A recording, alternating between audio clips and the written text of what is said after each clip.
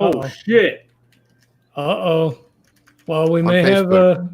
a bonus, something special for you guys tonight. All right, but okay. So, welcome to the Legends of Tabletop podcast. We're going to be playing DayTrippers tonight. We're going to resolve the craziness that was happening at the end of the Chaosmos or Chaosmos or Calmos. I don't know how we say the title of that last one. Cosmos. I like Chaosmos. Chaos Yeah. mode. That was my headcanon, but I wasn't sure. And it says we're live now for just like 4 seconds, so maybe I should intro again. I don't know. Let's take a pause. Hello and welcome to the Legends of Tabletop podcast. We're going to be playing DayTrippers tonight. We had a crazy episode last night, so I'm going to... Last time we played, it's been like a month. Jesus. All right. Anyway, I'm going to kick it over to Todd. He's going to give us a recap, and we'll get to some gameplay. Oh wow! Well, you just come back from the planet Dreer. You still have the issue of X investments and Blanche Regardy and the contingency contract B for the second mission back to Dreer. You haven't delivered the mimic. You've handed the mimic off to go be delivered. But meanwhile, you guys, just when you got back, you learned there was an emergency signal out. Scilla Sardassian, Nash's girlfriend, was lost in the Multiversal Chao. And they had to immediately jump out and rescue her. It was freaky as fuck along the way.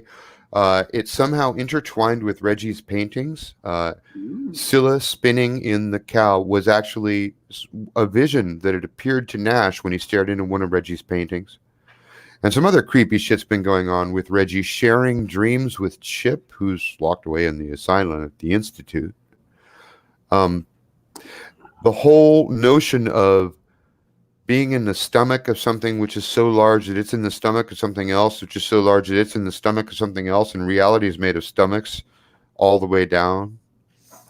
And then the painting in which Reggie is eating himself around, and there's two Reggies. One of them is pink and one of them is normal, and they're eating each other from the feet up and devouring each other.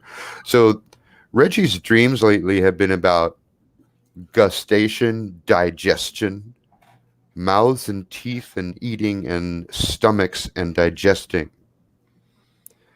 That's been a theme lately in both your art and in the visions you had when you were in the Multiversal Chao. And now that you've rescued Scilla, along with her pro tem pilot, Steve-o, who she'd hired just to go check out the planet Malky 4 because Nash was busy and she had asked him about it, but she's got money. She hired another pilot. And apparently Steve-o miscalculated, ended up in the cow. That's why you guys had to go rescue them. You succeed in rescuing them. In fact, the Marduk is inside the bay of the Orbgasm, which is Scylla's ship. It's a gigantic ship. Shit. And it was the Orbgasm that Reggie has just piloted back to Diaspora Ranch. After that madness and sadness and the craziness that you just went through, you guys, I mean, you're covered in blood. There's blood all over the floor. But everybody's safe. Hey. And the blood fades away, and the crack in the window fades away, and you're all looking at each other. You unbuckle your seatbelts, and you swivel around in your chairs, just trying to put together what the fuck have we just been through. And everybody seems to be fine, and the deck is fine, the instrumentation is fine. And outside, you hear Jacko at the, well, it was Jack. I can look it up. Whoever's on duty tonight at Diaspora Ranch. But he's asking if you guys are okay in there. And you look at each other, and it looks like everybody's okay. You're just wondering what that small pink blob is in the middle of the floor. It's the same color as the pink Reggie that eats the other Reggie. And it's also the same color as the pink stuff that flew up out of the toilet when you tried to flush the toilet and make the bad place go away in the cow. And it's also the same color as a little pink blob that came through the wall and dropped down to the floor as you were using the power of your lucid dreaming to weld the ship back together. Every word you've said is just poetry. It's just every word and every. So here you are. You're looking at each other. Everybody seems fine. Actually, a couple of you have taken hit points of damage. You're low on a couple stats, perhaps, but generally everyone's fine. You're looking at this pink blob, and you hear the speaker going, "Are you guys okay in there? Do you guys need medical assistance?" Well, I certainly do. Okay, through the windows you can see they're assembling a medical team, grabbing some stretchers and cases and shit and coming running this way. Just because I don't remember, Reggie would instruct them on all of the injuries, including his own. I am down. My health is down to 1. Me too. We all need medical attention.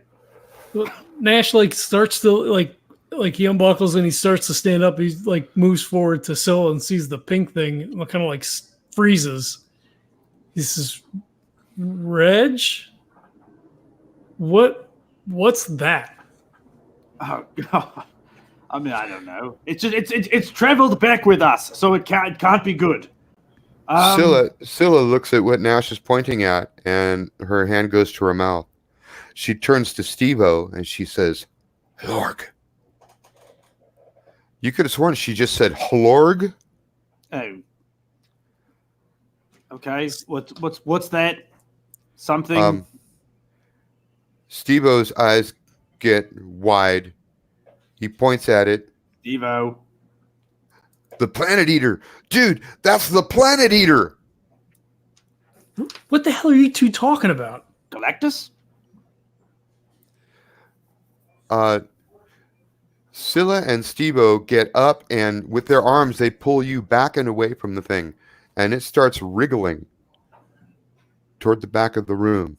We should probably do something about that. Do we have a containment thing? It's about the size of an egg, a chicken egg, and it's bright and pink, and it's now squirming its way to the other side of the room. Do we have a containment thing? Don't we have some sort of a containment thing? You've got a mimic in. Oh no, because you sent the containment thing with your. Who was with you? I think it was Tom. Yeah, I think it was Tom. All right, well, how about so he left and to take the containment thing to dark matter. Right. I mean, we don't know if he's still there or not because this whole journey could have taken 10 minutes in real space, right? We don't know. Is there anything on this ship? Steve-o, anything, or Scilla, I guess. Is there anything on the ship we can use to contain it? Well, we're on our ship. Right? Okay. We're in the belly of the other ship. All right. Yeah, Nash just pulls out the gun. He's grabs their rifle from the side of the fucking chair. Good instincts. Okay. Outside, you hear the medical team. They're banging on the hull, asking for you to open up. Reggie, tell them no. We're in containment. Right, so we have to put ourselves into some sort of quarantine. You should probably back away and secure the area. There's an unidentified pink thing aboard. Outside, through the portals, you see the guys turn to each other. One of them hits his headset. You hear an alarm sound, and the medical team backs away from your vehicle. That's good. Nash shoots. Yeah, go ahead. This is Sure. a grace roll plus your firearm skill. Now your target is really small. I'm going to say -1. All right. Let's see. So I'm down to 2 grace. I'm going to have a +2 after all the modifiers. It's going to be a 7. That is nice. You hit that thing dead on. It splatters into lots of little bits, like paint splatters. And then they all begin crawling toward each other again. Cool. Reggie's still hostile. That didn't work. Oh, all right. Well, maybe we try to keep it apart. Brain. Can I make a brains roll to see if there's something like in the bay that he could try to like scoop it up once it recoalesces? Or try to keep. This is you're now remember that I'm assuming you all are up on the captain's deck of the Orbgasm, right? Oh, okay. That's I what thought I we were on thought. our ship. Okay. No, I don't think you are because Reggie called you up to the deck where the final scene occurred, right? Gotcha. The- Okay. The blood coming through the windshield and turning into fists and punching you guys and Yep. all of that shit happened on the deck of the Orbgasm. So this is a big ship and it's a party ship. It's got a kitchen. You can find Tupperware. You can find containers of, all sorts. That's what Reggie wants to do. He wants to grab Tupperware and he wants to grab cups and try to keep the little pieces apart. All right. Just then you hear the computer chimes in with its sexy male voice and it says, "Emergency signal for Reggie Carlisle." Damn. I'll go. I'm gonna need. We're gonna have to. I need to get my cups. Reggie, take the call. I'll get it. Get all the cups, and then Reggie takes the call.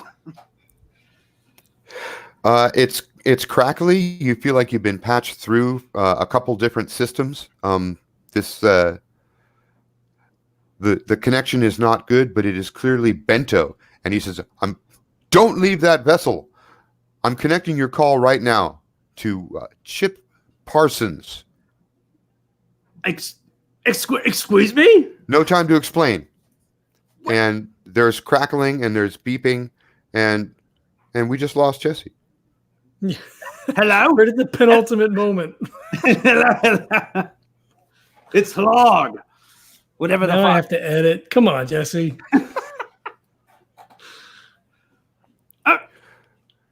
Hello? So the phone crackles and it's bento, and he says, "I'm patching you through. I have no time to explain. You're going to be speaking to Chip Parsons."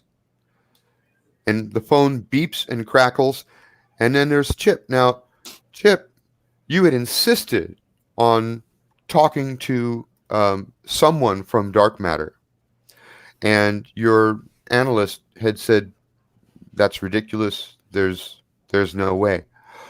And then suddenly out of the blue, your doctor comes to your room, opens your door. He seems to be in a big hurry, Chip, and he says, come with me.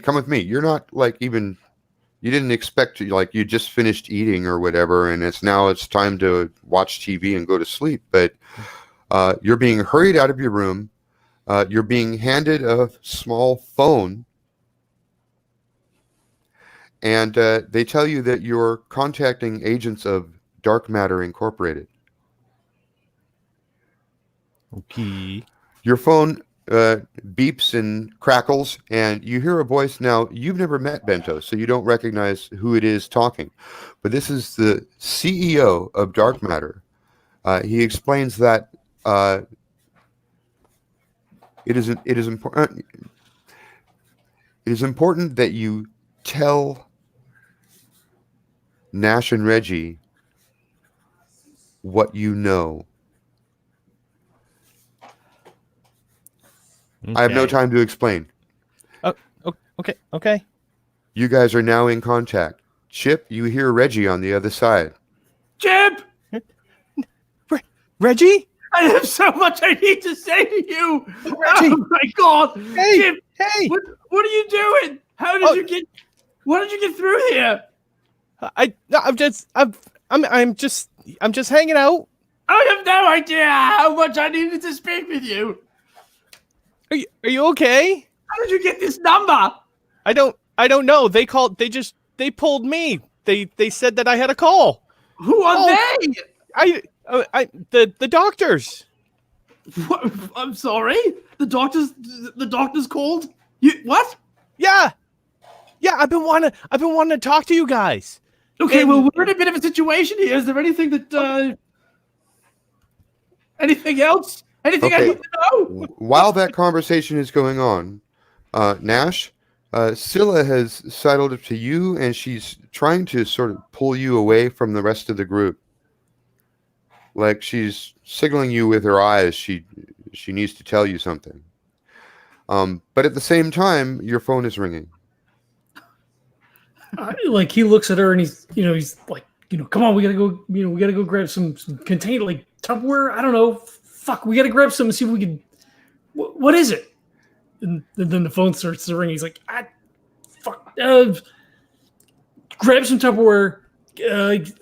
I'll follow you in a minute. Just give me a second. I don't know who the hell's calling. Okay, she has to run through the door. On one side of the wall, there's some pink blobs. On the other side, there's some other pink blobs. She has to run between the pink blobs. She's not really sure she wants to do that. Oh, so like, is she kind of like is kind of going, and then he's like bringing the phone up. He grabs her hand and pulls her back, like grabs her arm. Meanwhile, the voice coming out of your phone, Nash, are you there? Hello, yeah. Who is it? Hang on a moment. Oh no. We've got a situation here. Nash, this is Bento. Oh god. Boss, yeah, what's up? We've got some shit here. I've had a very disturbing contact from the personnel at Somnambula. Wait, They informed what? me that a user of one of their dream decks is reporting a dream with you and Reggie in it. We can take no chances. This dream involves the destruction of the planet Earth. What? Now, Who? he's on speakerphone, and Scilla hears that. When he says that, she gets that wide-eyed look in her face again, and she's like, "That's what I'm trying to tell you." And he like puts the hand on the phone. He's like, just like, this is the boss. Like, give me 1 second. I gotta talk to Bento. What do you have to say, boss? Hold on a minute. Fuck. That pink thing. It has to be the Hlorg. We just came from Malky 4, didn't we, Steve-o? And Steve-o's like, thumbs up. He's looking for a beer.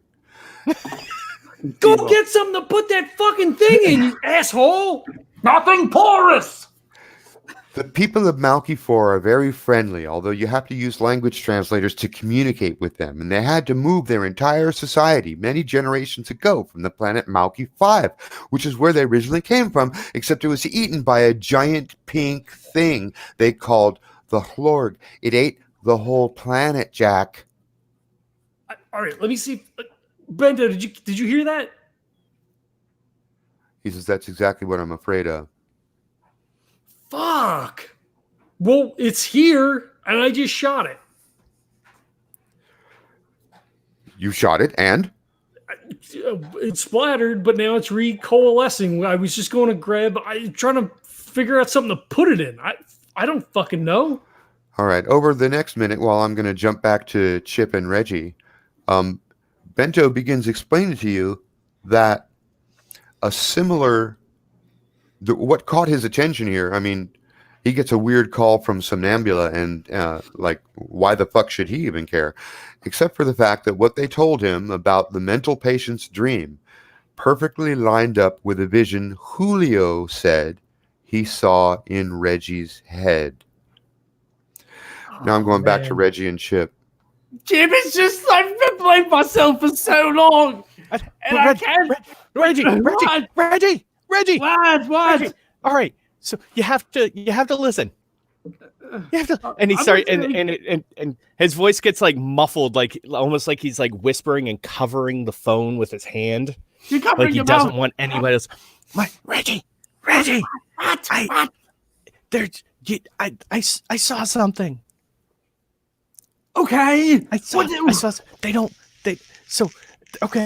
So I had a dream. I'm trying to be real patient with you here, but we've got a situation.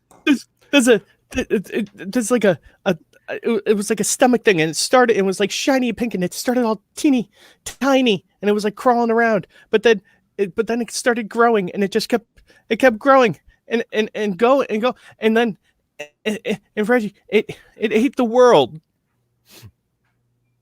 Okay, that's something.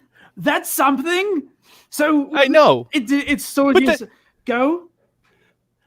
But and then there was I saw you and Nash. and you were in eggs, Oh, like little chicken eggs. that's- but they weren't. I mean, they weren't little, but they were like eggs. okay. And then when you and then like they started to crack, and you poked your heads out, and you kind of sounded like little baby chicks. That's cute. Yeah, I mean, at first I thought it was kind of cute, and maybe I could keep one of you as a pet or something. Oh, that's okay. Well, that's I mean, my mom wouldn't let me have two, but if I bet she would let me have one of them. okay. And I was probably good. I was gonna Reggie. I was gonna choose you. Oh, that's nice to hear. But I know, but then you turned inside out. That's cool. No, because you were like another stomach thing. Oh, You know, like the one that ate the world.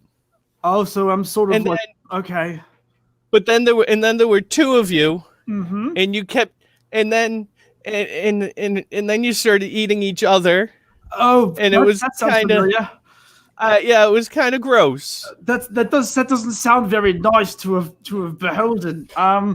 So is there any way that you might have seen how I was to destroy myself? No, because like you ate you ate the stomach, and then the other stomach was eating you, and it kind of just like went like that, and you were spinning around, and but then you saved the earth Oh, I see. because like it was like you were eating each other and not the planet. Gotcha. All right, But I can't. But I don't know. I don't know what happened. I like there was like there's and it sounded like it sounds like he's like visibly crying now, and he's like it's just this is like the planet, and then you and the stomachs, Yeah. and I don't know which one is which and what's happening first Chip, and what's going on, but it was really scary. listen, you sound great. I'm going to take everything you've said and I'm going to try to apply it to my current situation because I just in no way feel like this is just a random thing. But I have one question for you though. Okay? Is how are you? Oh, I'm good. Oh, that's great. I have friends. You do? And I have a nice little garden. That's awesome. What sort It's of very plants nice. do you I like grow? it a lot. What do you grow in the garden? They give me snacks all the time. Oh, that's I have salty. I have Salty? flowers. Oh, It's what nice. kind of flowers? Oh, like some tulips, and I Oh. have daisies, and I have one. There's one really big sunflower. Reggie, it's like almost as big as your head. It's kind Oh of my funny. God, that's amazing. Hey, Chip, I'm gonna go. Okay. Okay. I'm gonna go, and I'm You're gonna gonna- go.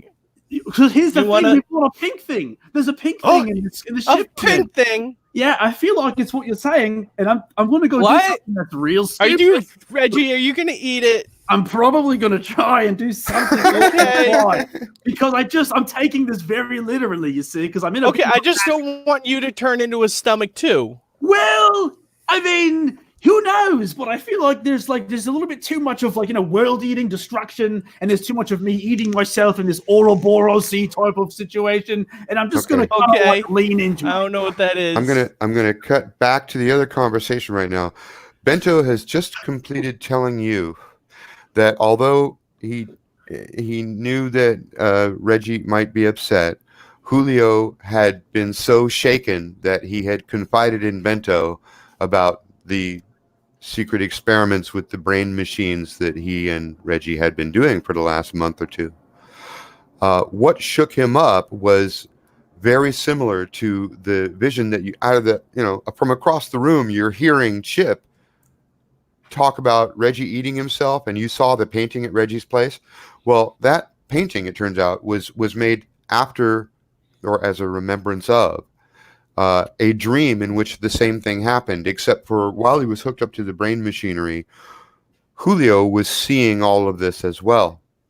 And what shook him up was that it was really happening. He wasn't seeing it through the monitor. He was seeing it right there in the room in front of him. And he ripped the gear off his head and he ran out of the place. He convinced himself he was losing his mind. He went and he talked to a therapist. He's now calmed down, but he had to tell someone, and he told Bento. Now- Shit, I thought it was one of Reggie's sexual things. Fuck. This is even worse. Still is. Yeah.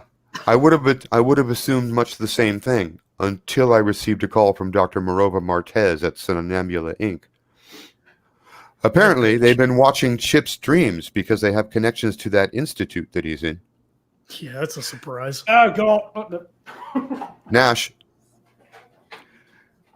they've discovered that dream maps to a known dream world. That dream world is Malky 5.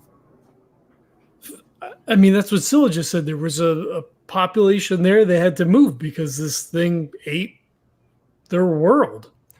We had believed up until now that was a superstition, a legend of some kind, an origin story. However, it's been verified. The people at Diaspora have checked and double-checked the coordinates given to us by Dr. Martez, which map exactly to Chip's dream. Fuck. That thing is capable of destroying entire planets, and I think that perhaps before you take any next steps, you should get off the planet Earth. Fuck me. God, we're stuck here with fucking Steve-o? Shit. That's what he's afraid of. That's the problem. Look, we've got the what's the name of our ship? The Marduk.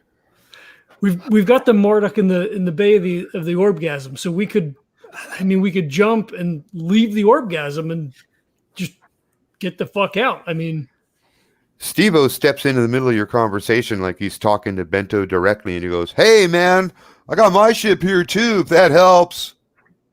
get over there. Get fuck. Look, man, trying to help. You gotta chill, brother. Look, you know if you were helping, we wouldn't be in this situation in the first fucking place because we wouldn't have been in the chow. Oh man, you're gonna harsh me now. You need to smoke a doob. Get the fuck away from me right now. Fuck. Shit. Can they? Fuck. Reggie. Reggie's on his hands and knees picking up the little pieces of pink and putting it in his mouth. Oh no, well, first off, no, because you're still in the conversation with Chip. Okay. And next off, because it's been a minute, and most of those pieces have formed back into a big piece. However, along the way, they discovered the fiber. There's a fiber of some kind. It's like a slitted door that you can open and close to the doorway that Scilla was about to run through. It basically dissolved it, and the metal strips that hold the fiber together have fallen to the floor, and the thing has grown a lot bigger now. It's like a basketball. Okay. Reggie. Nash jumps on because they're still in the suit. He hits the fucking comm in the suit. He's like, Reggie, we got to get off the planet. I am on the phone with Chip. Excuse me very much. Oh, wait, what? I'm sorry, what? Look, me first. We got to get off the planet. All right. That thing is apparently going to eat the fucking world. I don't know. But I'm on the phone with Bento. Scilla said that there's this thing. It was on Malky 5 that supposedly ate the planet. I feel like we've got this converging information here that all leads to, I agree with you. Let me go get us the fuck out of here. Reggie. Can you notice that Scilla and Steve-o are now arguing? They're like slapping each other and pointing at each other. They're each accusing the other one of being the one who somehow brought a piece of Hlorg onto this ship. You two stop it! Not now! Okay, yes, Chip. What? Reggie. What? Reggie, is Nash there? He is. You want to talk to him? Yeah. Oh, okay. Hey, Nash, I'm gonna go jump this fucking ship off the fucking planet. But if you want to come talk to Chip, he's on line 2. And Reggie slams it down, puts it on line 2, and runs. Please. You two in seats now. Let's go. Oh, right, blinking line 2 for Nash. Yeah, and I'm running to the panel to get us the hell out. Yeah, Nash straps into the co-pilot seat, grabs the phone, I guess. Okay, now you've still got Bento on your phone. He's been, yeah. Bento, they got like both phones. He's like, Bento, hold on. Chip, wait a minute. Bento. Hey, Anything else? What else do we need to know? Because we're gonna jump. Like, I gotta cut you loose. I just want to know if you think you need this chip guy. It would take us about 15 minutes to get him to you. Yeah, I mean, if he's tied to this, then hold on. Chip, yeah. Nash. Yeah. Nash, you want to see my sunflowers? Yes. Oh, he just like winces. Chip, Bento's also got It's two like as phones. big as your head. Bento's got the doctor. He's on two phones too, right? Bento's got the doctor who's standing in the hallway next to Chip, and he's listening in on Chip's conversation with one ear, but he's also got a second phone because Bento is calling him. It's like a phoneception. Yeah. There's these little like squares keep popping up on the screen, like everyone. And you same hear Bento shouting, "We need to get that man to Diaspora Ranch as soon as possible. Put a siren on it." Oh, Nash. I saw Reggie turn into a pink stomach thing, and then he ate another pink stomach thing, but Reggie seems totally okay with it, so I think I am too now. Now the It was phone kind of scary at first. the phone I think gets he's fine. jerked. The phone gets jerked out of Chip's hand. Hey, Reggie, you hear a voice you've never heard before, and he says, "Mr. Parsons is on his way to you now. We estimate 15 minutes before arrival." I Make hear it 5. Oh, It hangs up the phone. All right, click, click, click, all down the line. All right, so now you guys have to wait it out for 15 minutes while Chip is hurried into an ambulance drone, and the sirens go off, and it lifts up into the air, and it starts flying towards Sacramento. So You've got 15 minutes until he gets here, and the Hlorg is now the size of, like an overinflated basketball. So Nash will, since we're not leaving, I guess. our bread box. Well, yeah, try to find like a big pot or something to put it in, or a big glass container, something that he thinks might not be like dissolvable like plastic. So like if there's a big like ceramic or glass like crock pot or something like that. There's definitely a huge crock pot. You have to run past the Hlorg, though, to get to the doorway. I mean, a basketball. So like how much space is there in the... You could clear a meter on either side. I'm just letting you know you will be moving kind of close to it. He'll give it a shot. Can I... Well, I hesitate to ask for a roll, but can I use like a... I guess I can't rhetorics the thing.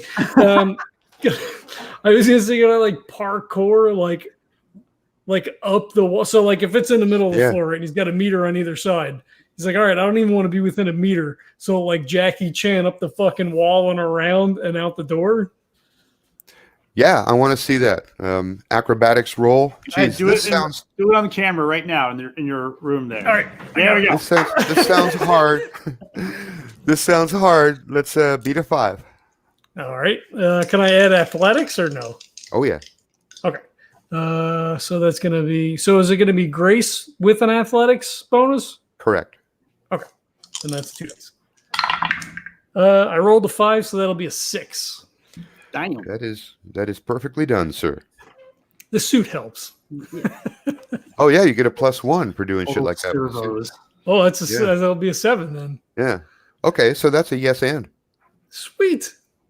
So What's the and? I find what I'm looking for.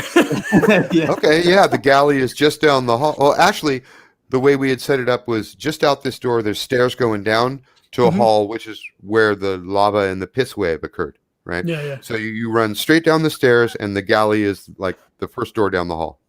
He like slides down the fucking rails. Nice. Yeah, Nice. he's just like throwing shit until he Okay, finds something. And by the way, as you run past it, the thing sort of sends out, I don't want to say a tentacle, but like a pseudopod. a pseudo blob, right? Almost as thick as it is wide. Not like a long tentacle, but like a curious blob in your direction, and it pulls itself along like a mollusk of some kind, right? Ghostbusters 2 bathroom scene. And it moves a lot faster than a snail, but it moves kind of like a snail and nowhere near as fast as a human. Right. All right. So I guess if he sees that while he's like throwing stuff around, he's like, Reggie, don't let anybody get close to that thing and try to grab me. It was curious about you, yeah. He was curious about you. Just wanted to know what's going on. Yeah. Wait, am I in that vicinity of this? You're on the other side of the room where the pilot's chair is. Okay. All right. Stay away. And Chip, you're being shot up with air hypos.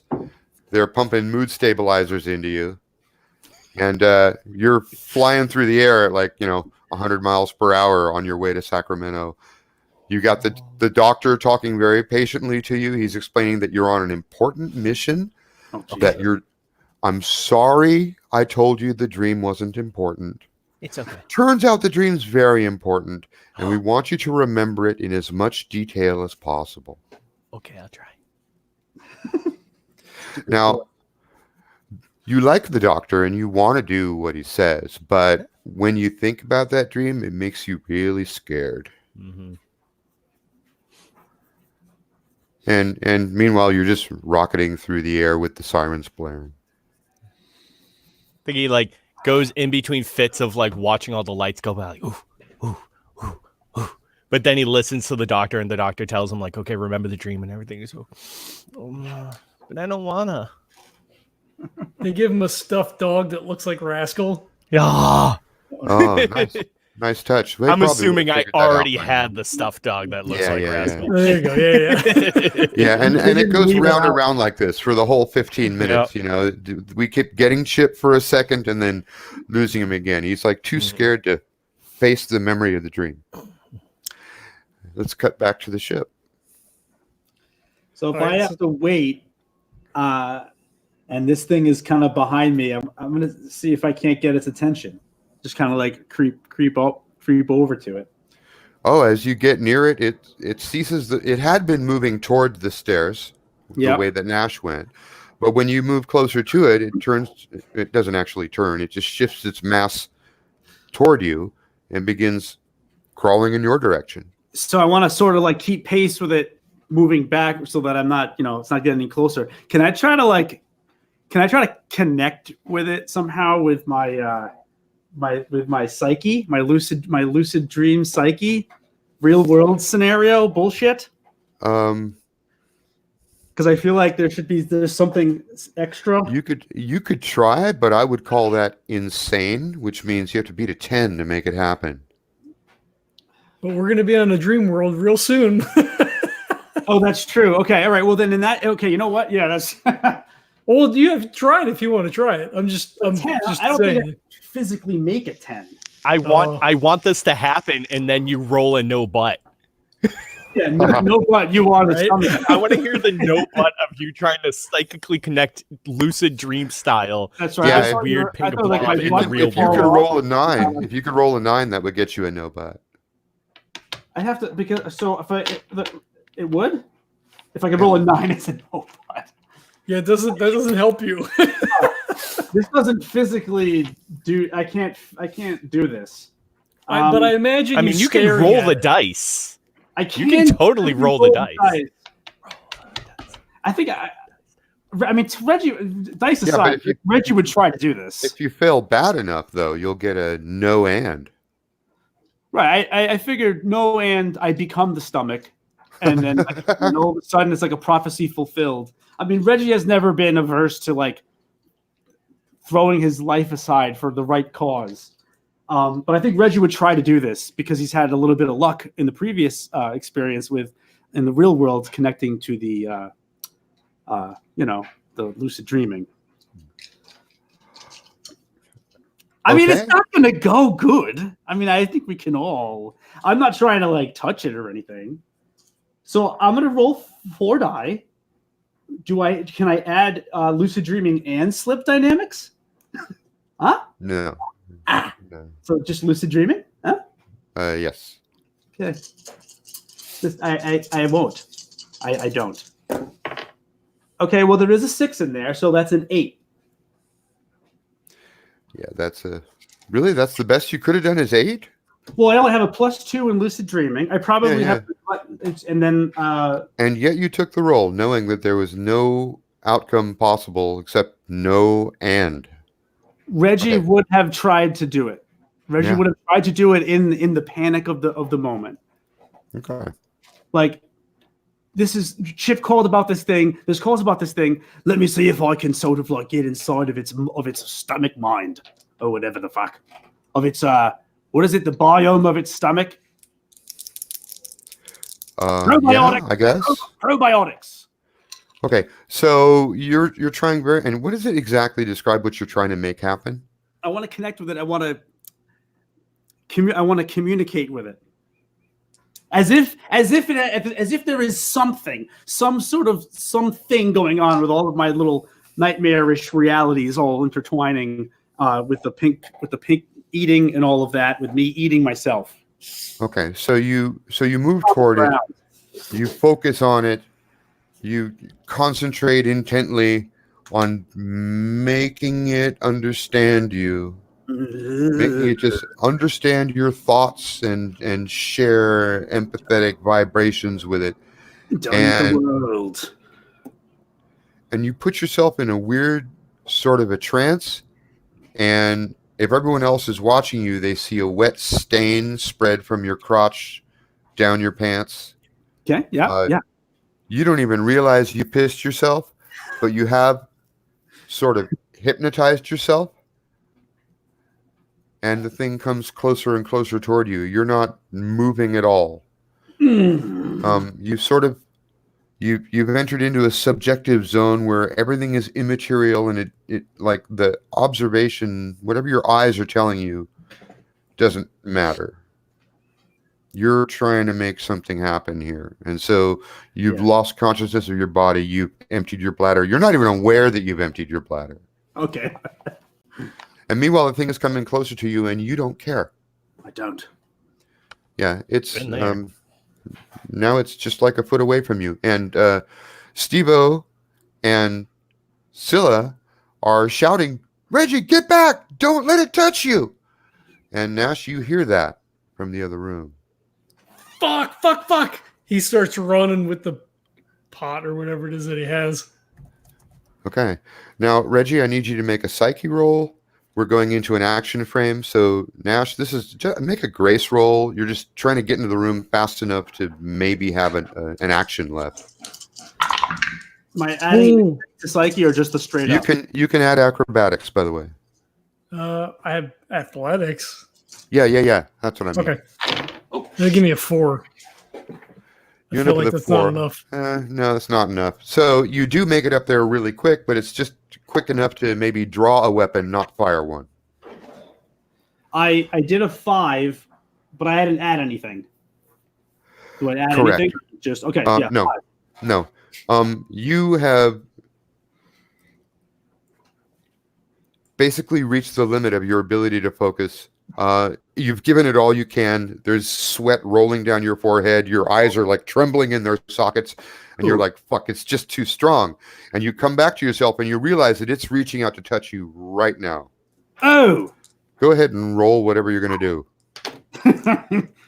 I'm going to do a back of, I'm going to back the fuck as with my athletics. I'm going to back the fuck up.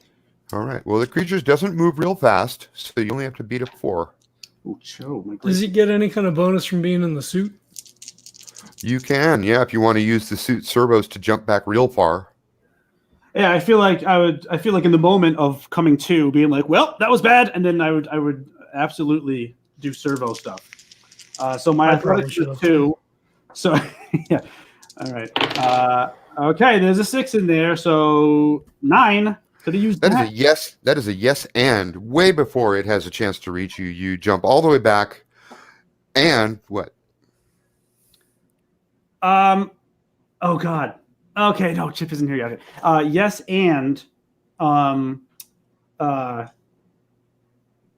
shit. I'm going back towards the. Is it too? Is it okay? No, that'd be bad. God. Yes, and can I maybe get? No, I already failed that roll though. I already didn't do good on that roll. I don't know. I mean, I think yes, and maybe I can keep my wits about me to aid Nash in some way, like keep it distracted so we can trap it. I'll go ahead and give you the end. Because this is still his ship. It's kind of fancy. It's got like little potted plants and decorations around. And the thing stops pursuing you because its interest has been caught by a potted plant over there in the corner behind the wall that separates the pilot's chairs from the rest of the deck. And it begins moving toward the potted plant. Oh, God. Nash, I've made a terrible mistake. He's just like standing in the doorway. What the fuck were you doing? I don't know. I don't know. All right, it's coffee time. I'll be back in a sec. All right. Time freezes as Nash continues to yell at Reggie. God damn it, we need you to fly the fucking plane. Come on, man. I'm just trying to, I feel like they could have done something, but I was wrong. I was very, very wrong, and I have pissed myself. Again! Hey, John, is this where you insert the birds of a feather ad? Yeah, right? Probably should. Usually what I do, I have a post session live read.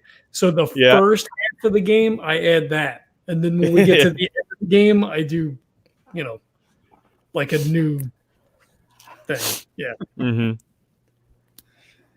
I did not know that I was going to be playing Chip today. Oh, this is so exciting.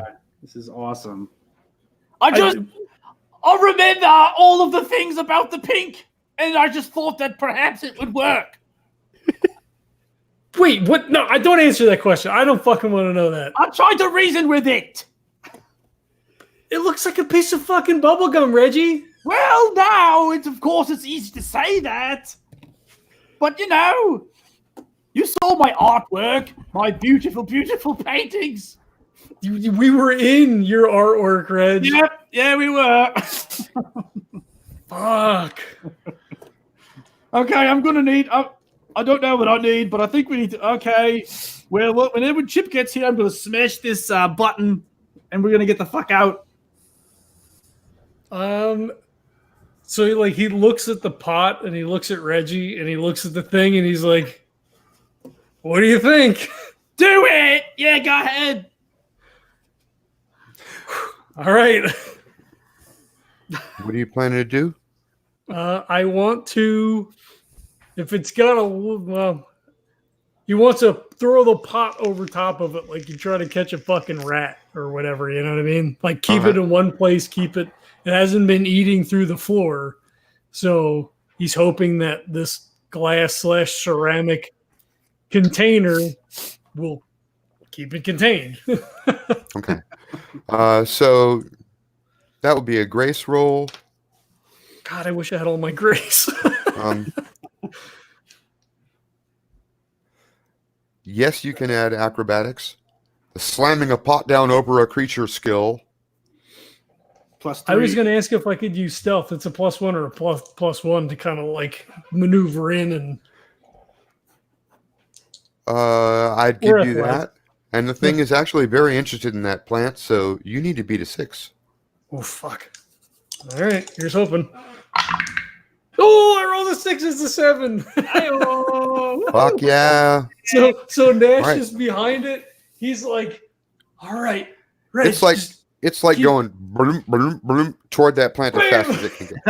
Bam! Container over the top of it. Nice. All right, you've got it in there. Now this tub only weighs like a pound or two, though. Yeah, so he's gonna he's got it. He's like, I got it. Sit on it. Sit on it. And by the way, is this transparent? If it's glass, yeah, it's transparent. Glass. So he just fuck. So he just puts his foot on it. Yeah. He's like, oh, Something so far so good. Okay, cool. The thing sort of squirms around, throwing itself against the glass inside there. It doesn't seem upset, angry, irate, nothing like that. It's just trying to figure out the dimensions of its environment. And then it moves toward the side of the tub, which is closest to the potted plant, which is only about a foot away from that. And it just presses itself against that part of the glass. Does It's anything trying seem to be get to the happening? plant. It's trying to get to the plant through the glass. Yeah. Give me a towel or something. Go get a towel. All right. Reggie gets a towel. Reggie runs off to get a towel. By the time Reggie gets back with the towel, it has eaten a hole through the glass. It has oozed out, reached out at the pseudopod, grabbed the pot, pulled it into itself, consumed the plant, the pot, and the dirt, and is now the size of one of those yoga balls. Fuck. I'm getting like real skeeved out like the first time I saw the original Blob movie, and it fucked with me. So this is very good. And you know what? I'm going to see if I can share the screen with you. It's Oh, God. while it's eating the plant, it sort of blobs into whatever form it needs. Is this an image from the movie? Because I'm going to have nightmares. Come on. Jeez. Sexual nightmares. Nope, not this time.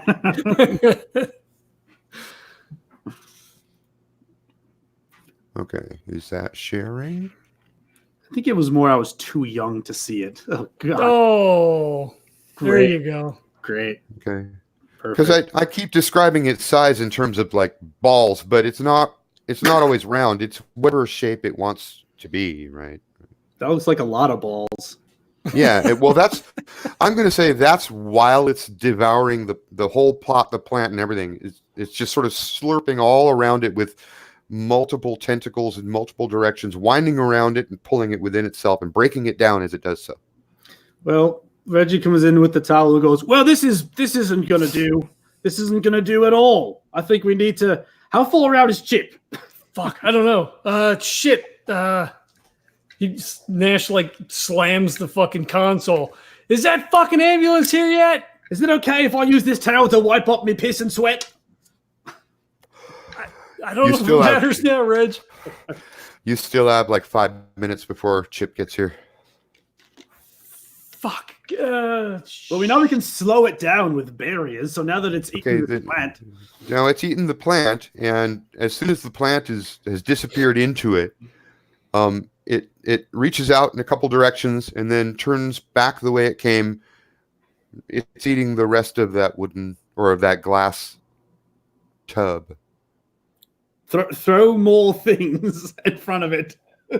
Reg, fuck. There should be a fire extinguisher in the kitchen at least, right? Grab the fire extinguisher. I like what you're thinking. Yes, okay. Maybe if we tell the ship there's a fire, it'll go into like its halo. What is it? A halon system? What is that?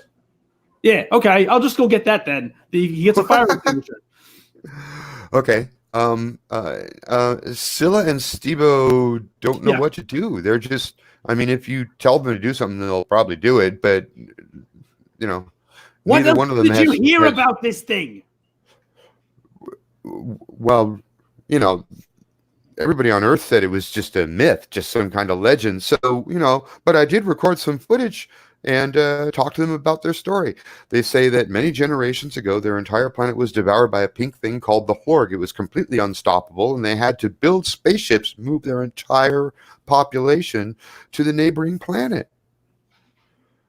Nobody thought it was true.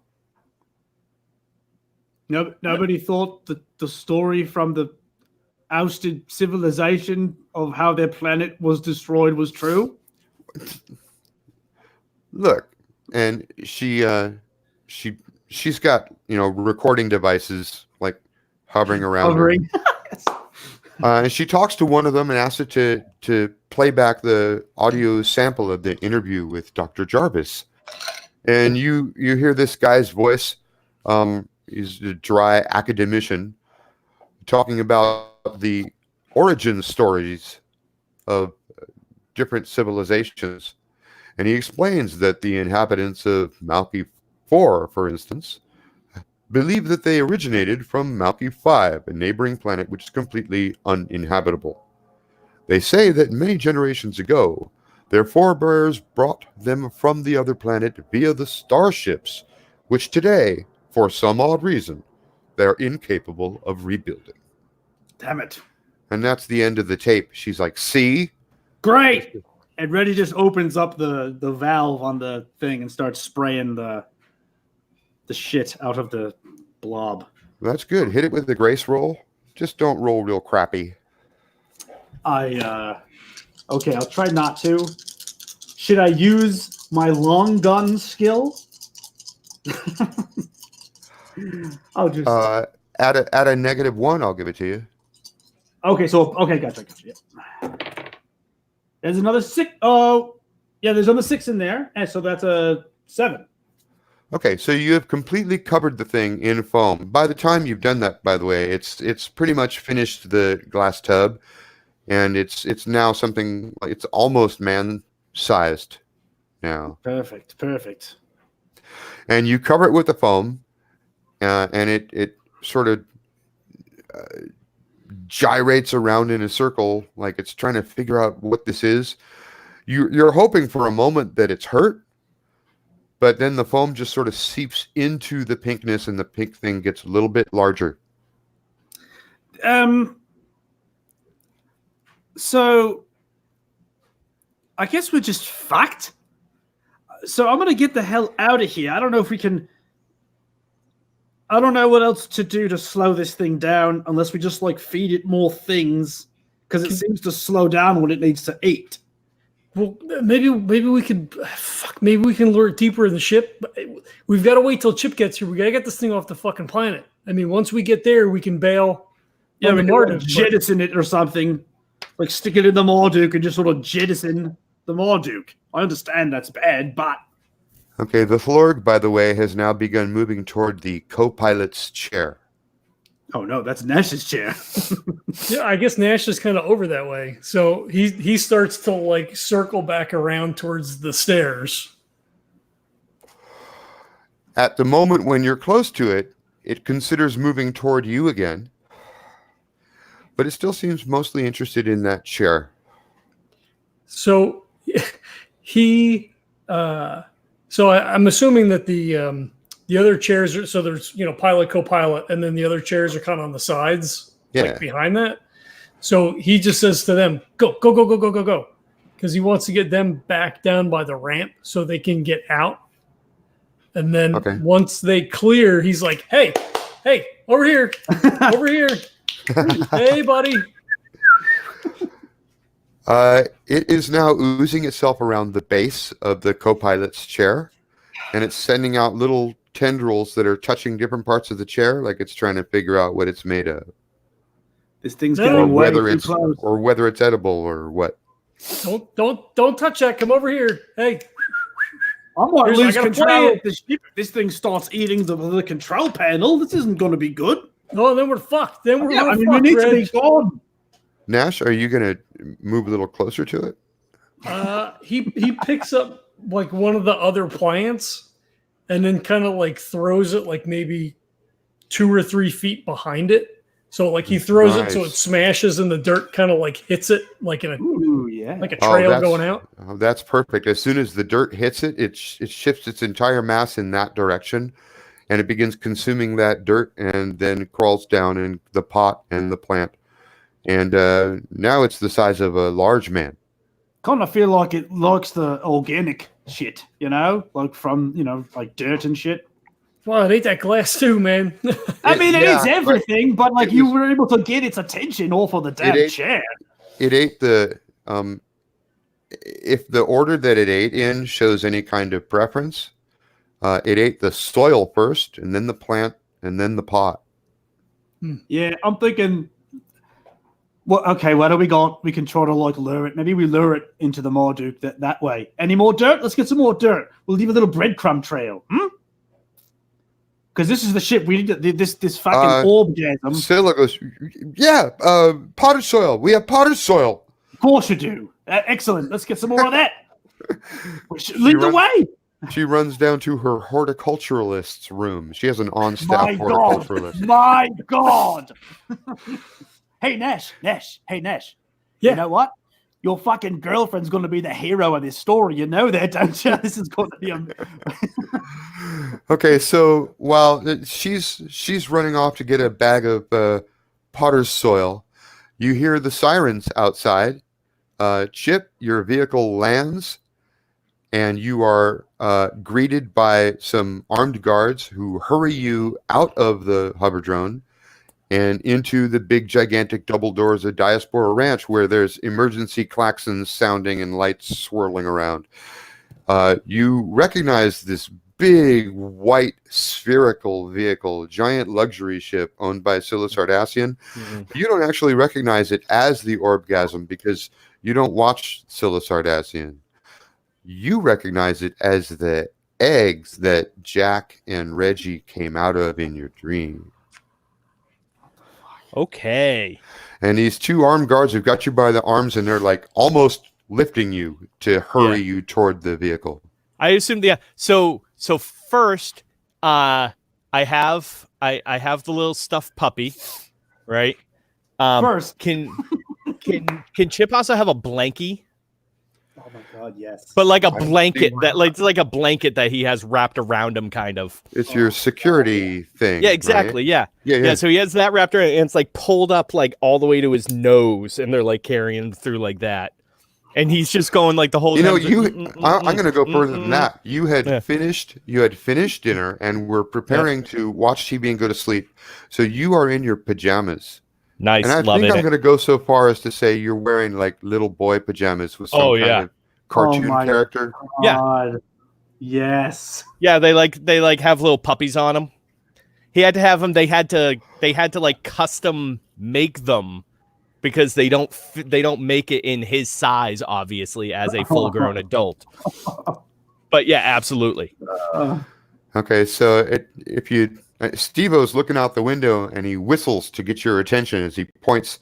There's these two armed guards. The other guards are parting. They've got a bunch of guards in hazmat suits around your vehicle, and the area is all taped off with caution tape.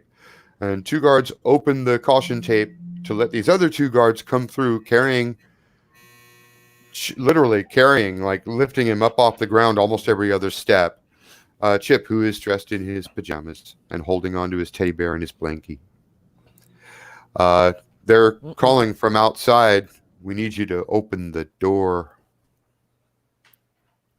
Is anybody? I don't think anybody's up top now.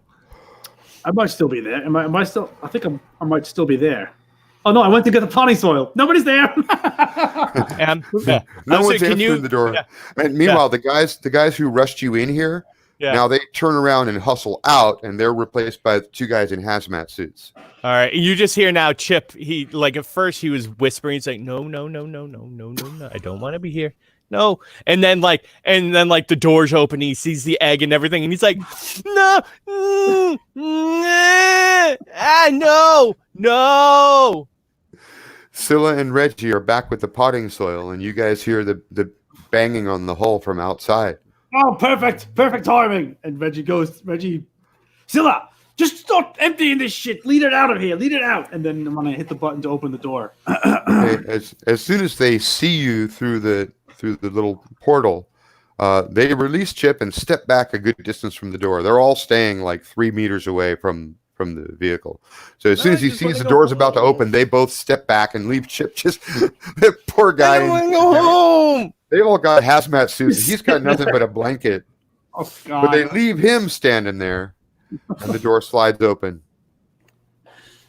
Oh. I guess Nash runs down then. Get in here! I'll say as soon as he hears the door open, he'll like turn. So he's like been trying to run away, and the guys in the hazmat suits are just kind of like keeping him in place. And he hears the doors open, and he turns around, and he sees Reggie standing there, and immediately goes wide-eyed, tears streaking down, red face, very emotional. and he just runs to Reggie and like plows himself into his chest and like curls up. He's like, okay, listen, it's gonna be fine. You've got to let me get to the thing so I can. Reggie, I saw you coming out of the egg, and this is not good. And we're in the egg, and I get don't- that. no, I don't but wanna I need be to in hit the egg, the though. button to get us the fuck out of here. Reggie- You going up to the deck again? Yeah, with Chip like clinging on, like maybe to my leg, and I'm just like Oh dragging yeah, him at this point along. he's like gone like almost limpa, like he has him Yeah. like he's like trying to climb up Reggie. He's like got his arms around his neck and he's like trying to wrap a leg around him to like pull himself up. And I'm not trying to leave you. I'm still holding on to you, but I'm trying to like, you've got to use your legs like a big boy. Come on now. I don't go. Oh, Okay. I know. I understand. While that's going on, Scilla has a big bag of potting soil, and Nash, you, and Steve-o are all up on the deck. So I'm sure Reggie probably dropped one bag off, or maybe two, before he ran to go answer. Yeah, the whatever I door. had. Probably two. Okay, so that means Nash, Steve-o, and Scilla can all have a bag. And what are you doing with it? Are you just throwing it at it, or are you making a trail? I guess kind of like a trail, right? So you kind of like rip the edge of the bag off and like just start shaking it out like in a long line, depending on how far, like to gauge the distance. Like maybe there's gaps in it, right? It's not just one continuous thing. You know, to try to make it last to get. I guess he's going to go with Reggie's plan and like lead it into the Marduk and then like up the ramp and then just dump a whole shitload of it. Okay, so you're Marduk. making a trail that's going to go down the stairs, down the hall, and into the docking bay. Yeah. All right. So that's going to take you a little time to do. And let's see how well the thing is responding. The thing is responding well. It's moving in that direction, and you can visibly see it growing. Like every meter, it gains another 10 pounds of mass. It loves this shit. It's breaking it down super efficiently. And it's like the size of, by the time it gets down to the bottom of the stairs, it's the size of two morbidly obese people laying side by side. Oh, here's the problem. How am I going to close the door on the Marduk? It won't get it. Isn't there like a? You could tell the computer to do it. Yeah, Tell the isn't there like computer, a? close the door when I get out, right? Yeah. Yeah. Is Okay. there- Yeah. Go ahead. Sorry. Is there one way in and one way out? Like I don't. There is actually. I think on the Marduk there's only one airlock. So, I guess. You should be able to close the door. You can say like, close the door after I'm clear. Yeah, I guess so. Like he'll. So as it's coming down, right? So he runs ahead. Okay, so he I'm leaves picturing you and Scilla and Steve-o kind of like working like together as a group. Mm-hmm. Yeah, as we get closer, then like he gives his other bag to Steve-o and he says, "Keep it coming. I got to get the ship ready." So he'll run down, slap the fucking airlock, run into the ship, punch the console to bring up Tiamat, right? Mm-hmm. It says, "All right, Tiamat, when I give the signal, shut the door, shut the airlock." Understood. And then he runs back to fuck out of the thing. And then he says, "Steve-o, give me that bag." And he just like throws it in as far up and into the Marduk as he can.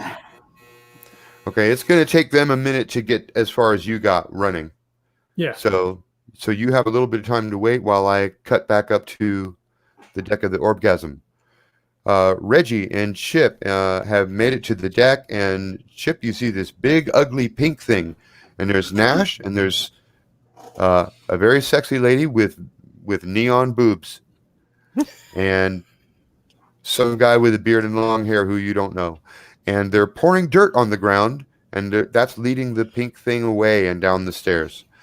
You All recognize that exact shade of pink. Oh no. Okay. And All right, Reggie so I has see- now yeah. pulled you up to the deck. Just Yeah. don't look at And it. all right, I see Nash there. You see Nash, And- but him and those two other people are like, they're busy. They're going backward down the stairs, leading this thing down by pouring dirt on the ground. Okay. All right. Yeah. So I Which will. strikes you as very bad because your mom always Oh, yeah. told you don't eat dirt. Right. Exactly. Oh no. Yeah. So I'm gonna immediately let go of Reggie and just yell Nash, Nash, and just start making a beeline over to him. Oh no. Nash throws his hand out and he's like, no. Chip, not over here. Stay with Reggie. Stay with Reggie. I gotta tackle him. I'm saying we're going into action frames now, and this means a grace roll for everybody. That includes Chip. Yay!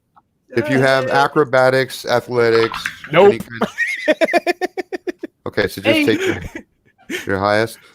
Nash, got a that's an 6. 8. No, I got a 6. I got an 8. Ooh, that's a 3. Okay, everybody's faster than Chip, We need I to have little roll. boy legs, of course. which is good, but Reggie's going to make it there first because he's on the same side as Chip, whereas Nash was like already partway down the stairs. So Nash, you can make it back up into the room, but Reggie, you're going to be the one to actually do whatever you're going to do. If he started running towards the blob and stuff, I'd stop him. I'd grab him and stop him. All right. No, that's you what can't do. do this. Yeah, give me a might roll. Might roll. That's gonna be one less die. And this is easy. Beat 2. Boy. My might's 1, so it should be low. Well, I rolled a 3, so that's lucky. I didn't add anything Okay. to it though. Just a straight up 3. You don't need to. That is a yes and. So yes, you grab Chip and I stop him, his momentum, and I want to toss him fireman's carry style. And go back towards the bridge. perfect. Pick up the man in pajamas. Yes, Kicking I his got feet. you. I know. I understand you're very confused and very frantic, but we must go to the bridge now. Okay, so which is really just across the room. There's sort of a half-high firewall with an opening that leads to where the 4 chairs are: pilot, co-pilot, navigator, and guest. I'm gonna grab bungee cords and rope Yes, on star. the way with my other hand. I don't know if we have bungee cords and rope right here on the deck. There's yeah, probably. You can tell Scilla to go grab some shit. She'll do it. I don't want to know what sort of room she's going to go into to sorry. grab those items. I got to retcon that because Scilla and Steve-o are downstairs with Nash. Yeah, that was more There you like go. foreshadowing for I'm going to tie Chip to something.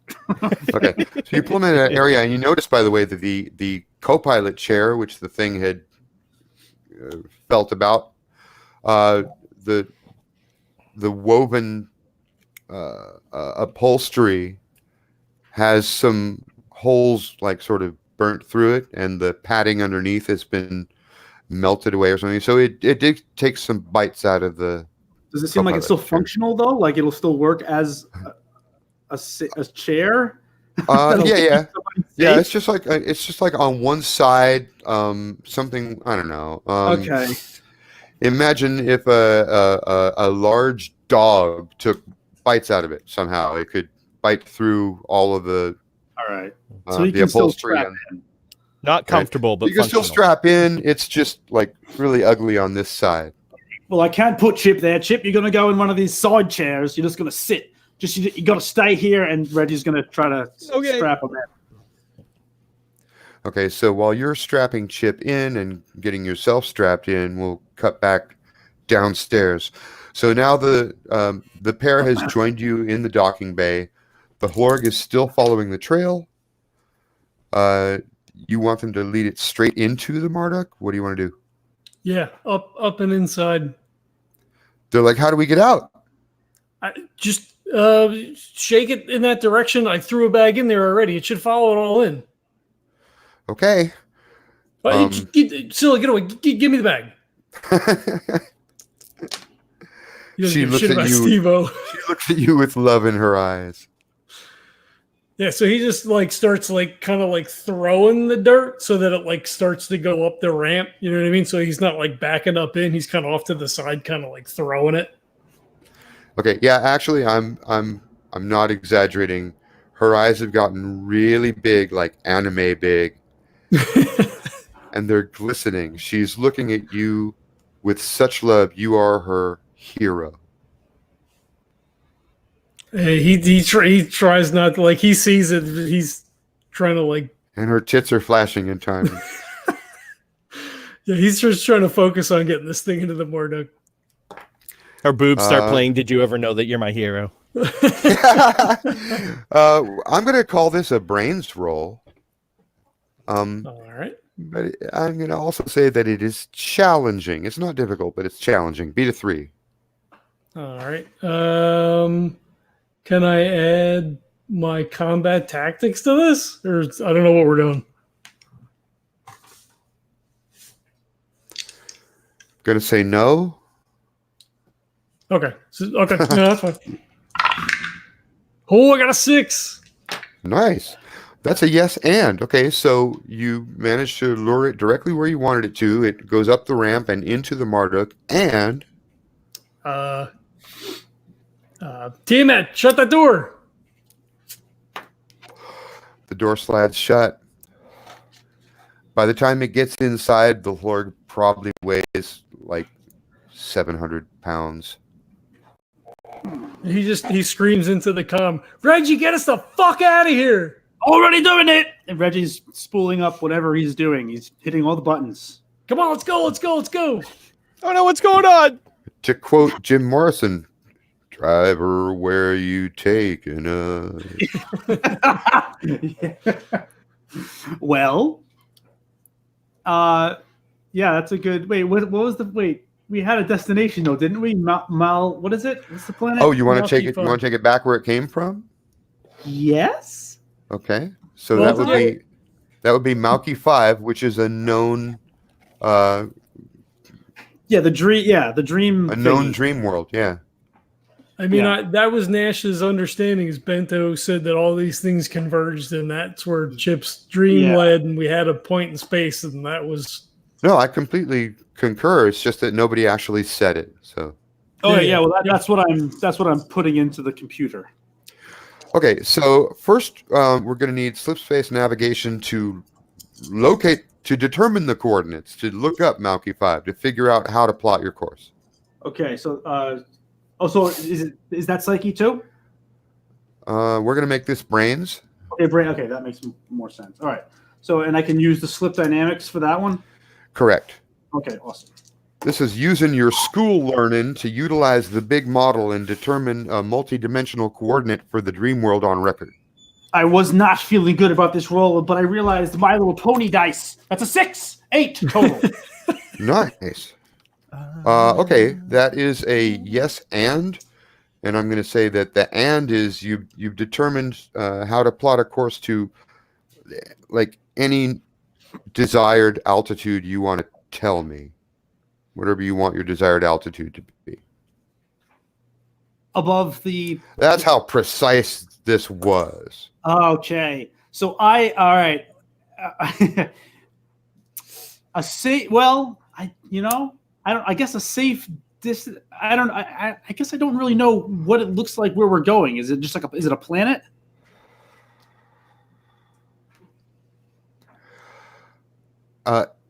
It is okay. The planet that is much more well known, and in fact, the place that Scilla wanted to base her next show on, would be the planet Malky 4. That was discovered a couple years ago. It's not a popular destination site, but the people there who look like big sort of centipede crustaceans, they have a fairly advanced society. They build like towers and they have electricity. But they claim to have come from Malky 5, a much less known but still on the map planet, which is, according to records, uninhabitable and covered by a pink, wet substance. All right. So I want to get to an altitude where gravity would grab something and bring it in, but that we wouldn't be in any danger of any sort of planet-sized pseudopod situations that would come and grab us. Does that It's- track? Yeah, its gravity is slightly less than that of Earth. Okay, so that's what I'm shooting for. So like we get there, jettison the thing so that it will be sucked into the planet, but we are not in any sort of danger of. So you mean at like atmospheric altitudes? Sure, yeah. Let's do atmospheric. Okay, so 25,000 feet, something like that. Sure. Yeah. This is my idiot brain has just no. Yeah. If that's what atmospheric is, let's do that. Yeah, that's actually within the atmosphere, but high up. You're not at the stratosphere, but in the atmosphere. That's Okay. That's fine. Yeah. Or if you wanted to, you could come down to like 1 meter from the surface, whatever. I don't know if I want to do that. I'm thinking we're going into a big blob planet. That's what I was thinking. That's what you're led to imagine. Yeah, so I don't want to get too close, but I would love for the gravity to just pull the Marduk with this thing in it, right into it. Okay, so you want to go well into the gravity well of the planet, Yes. even into the atmosphere, and then let this thing fucking burn on the way down. Yes. That's a nice plan. Okay, so Oh no. you've plotted that perfect course. You've Ah. imagined that perfect outcome in your mind, and now it's Mm. time for the psyche-based slip dynamics roll to grab the controls, use that weird brain of yours, and make this ship do what you want it to do. Okay. Orbgasm. Oh, a 5 that time, so 6 or 5, 7 total. No, yeah, 7 total. 7. We are going to a known dream world. And you told me 7? Yes. Yeah, that is also a yes and. Okay. I'm not even sure. My I'm man. not even sure what to make the and. We don't get sucked in by a giant pink tentacle. Yeah. Yes, and anyone who didn't happen to strap in time. Okay. Is totally fine. And not only that, but I'll try sharing this pic here. Oh no.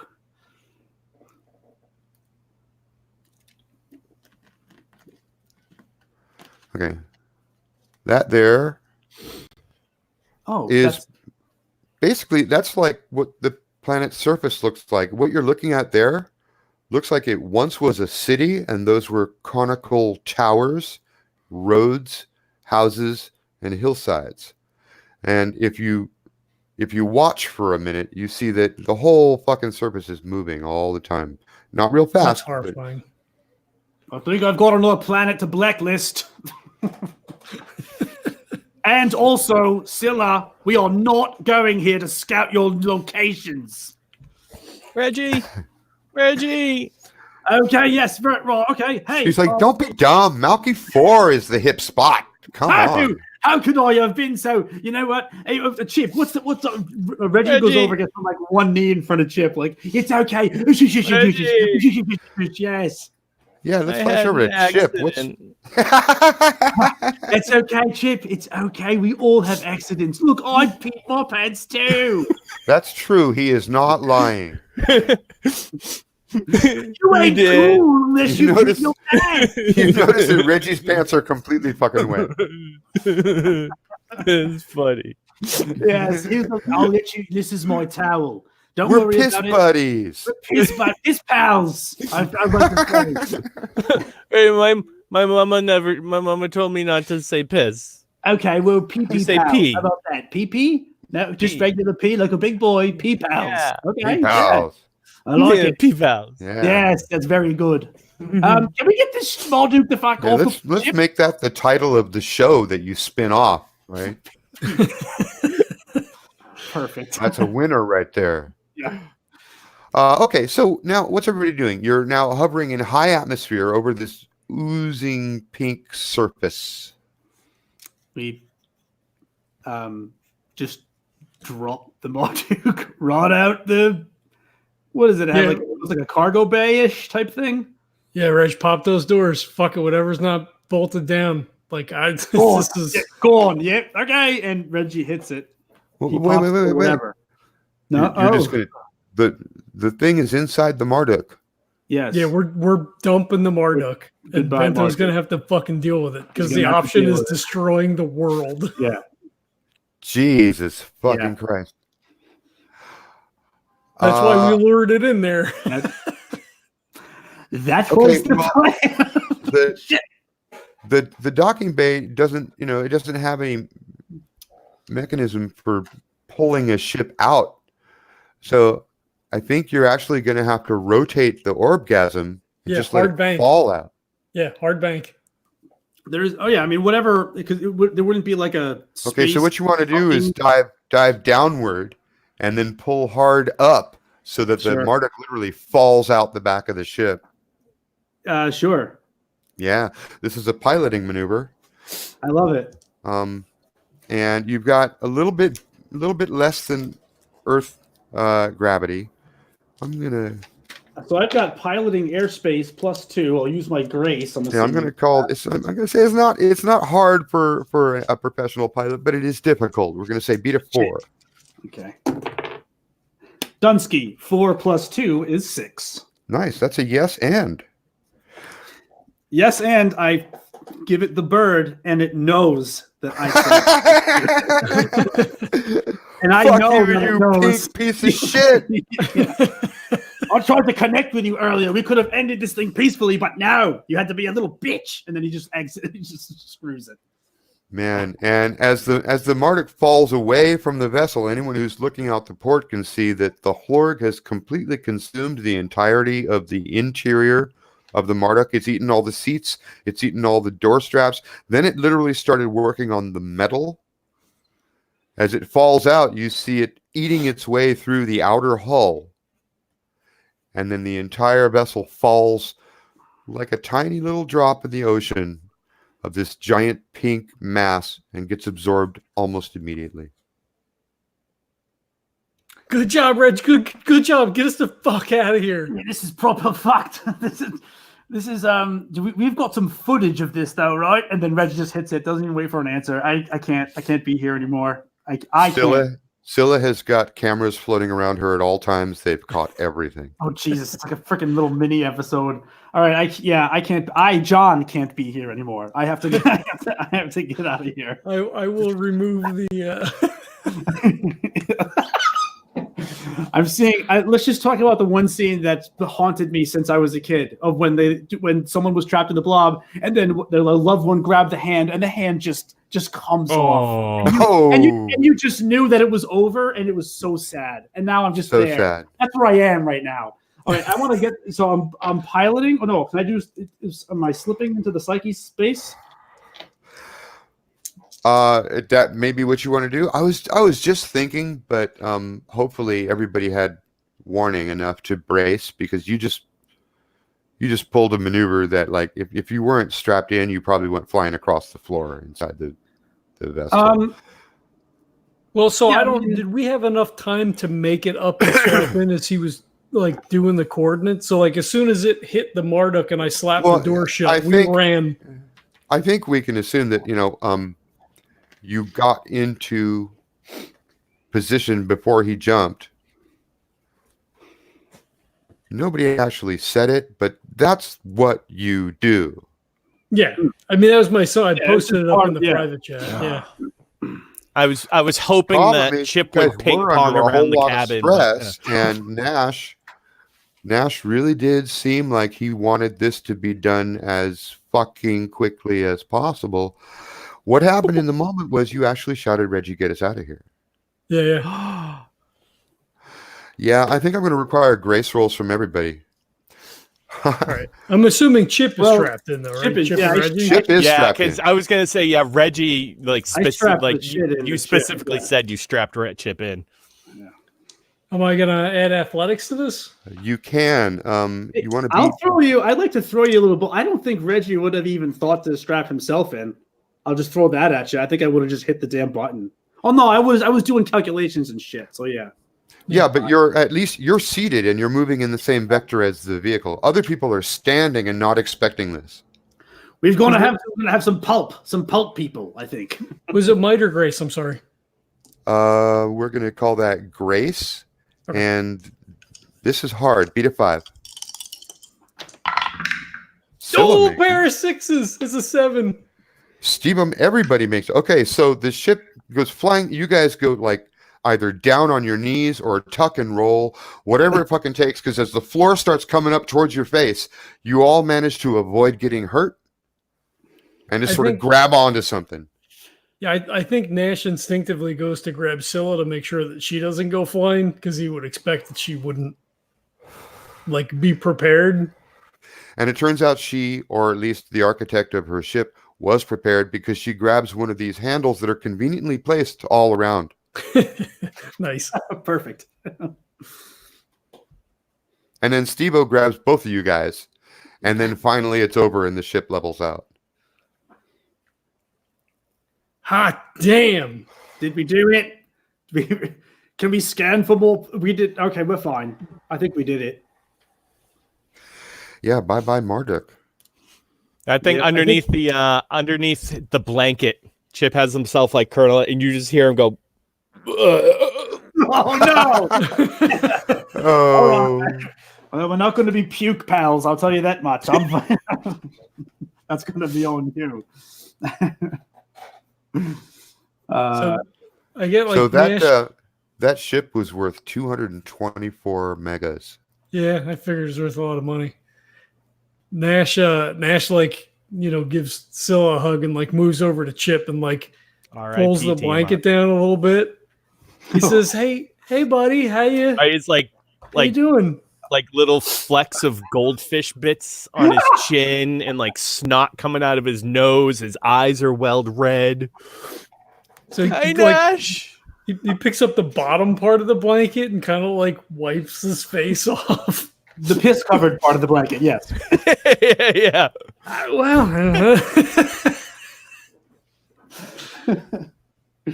How you doing, buddy?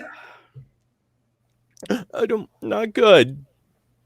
Look, you did real good. You did real good. Thanks. It doesn't feel like it though. No, you helped us out. I tell you, you're a hero, Chip. You're a hero, Chip. Me and Reggie are pea buddies. Pea pals. Pea pals. Pals. Pea pals. That's cool. And then he like looks around and he like Rascal's next to him in a thing, so he kind of like picks it up and kind of like pushes Rascal into his hands. Oh, Rascal made it. Wonderful. Scilla has come up behind Nash and she's draped herself around you from behind. And he just kind of like half turns. She's like, no camera. And like gives her the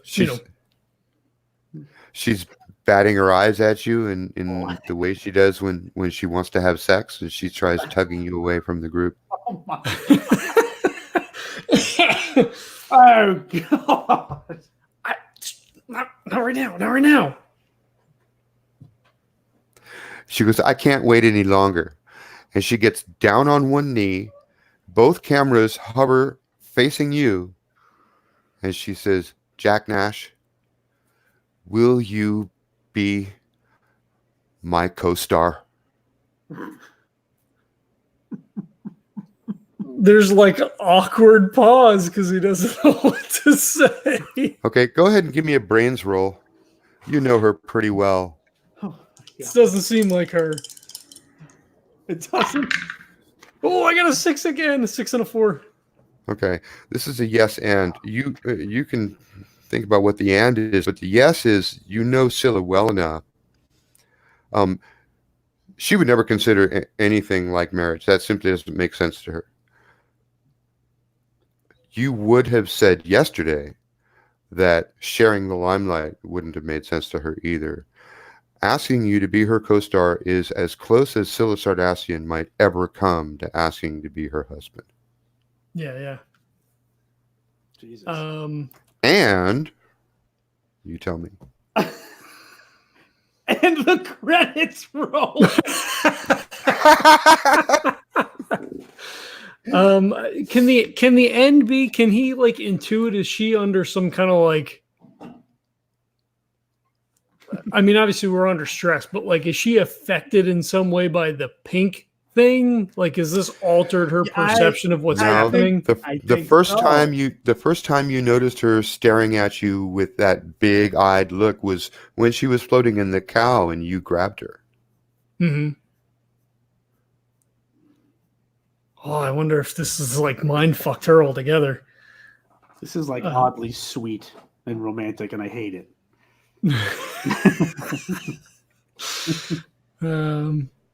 Fuck, what's the end? I mean, I kind of feel like he would say yes just to like avoid any kind of a scene, and she's recording. Fuck, I don't know. This is a first. I got to say, I have never had the opportunity to stump a player with a wedding proposal. I mean, because it's Nash, right? I mean, like, this is so, like, as out of character as that is for her, I feel like it would be so out of character for him to agree. You know what I mean? Like, he's so, like, disassociated from that kind of stuff. Well, you know, once a week on the average in public events, you are seen with her and associated with her as that mysterious man who Scilla Sardassian goes out with. And out there on the interwebs, there are thousands of videos of you two having sex. Jesus. Yeah. But up until now, you've never actually been on her show. Right. You know, you've been a character seen in cameras that were performing basically Be Real, right? But she and sometimes Corey Jane were always the focus of the show. You're right. Fuck, I really don't know what to do.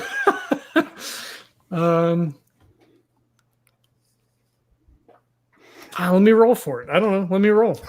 Damn. Because I don't know. He's gonna roll for it. Yeah, so low, I guess he deflects it, and then high, he agrees. I rolled a 2. He deflects. Okay, what does that mean?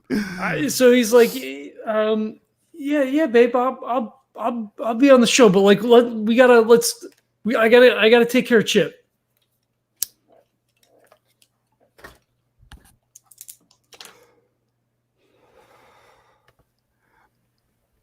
Nash.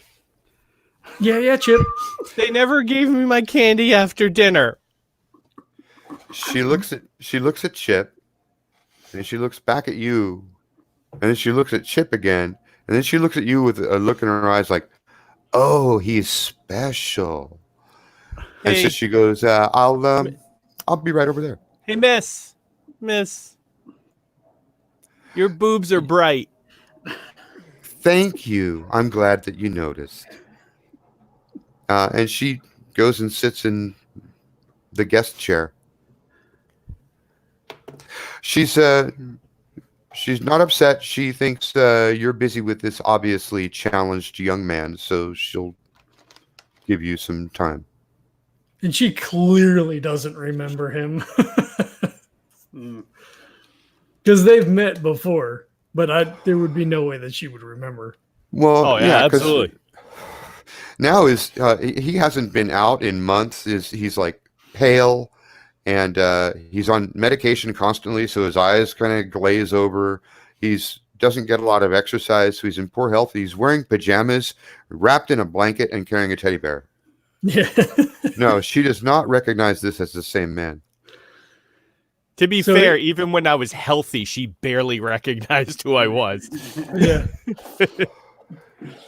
When prodded by her henchman, she did remember the name of your show. Yeah. It's the show she remembers. Yeah. So he kind of like leans in and he, he gives him a hug. He says, "We miss you, Chip. It's been a long time, buddy. Hey, you want to come see my garden? I would love to see your garden. Can we not be here anymore? This is really scary. We're gonna get out of here. We're gonna get out of here. And you know what? I'm gonna see if we can get you some candy." All right, not bubblegum though. I don't like bubblegum anymore. Me neither, buddy. Me All neither. the candy you can eat for you, Chip. All the candy you can eat. Is everybody strapped in? Yeah. Reggie, take us out. Oh. This is Slip Dynamics. We're headed back to home Earth. Okay. Need a 3. 5, 7.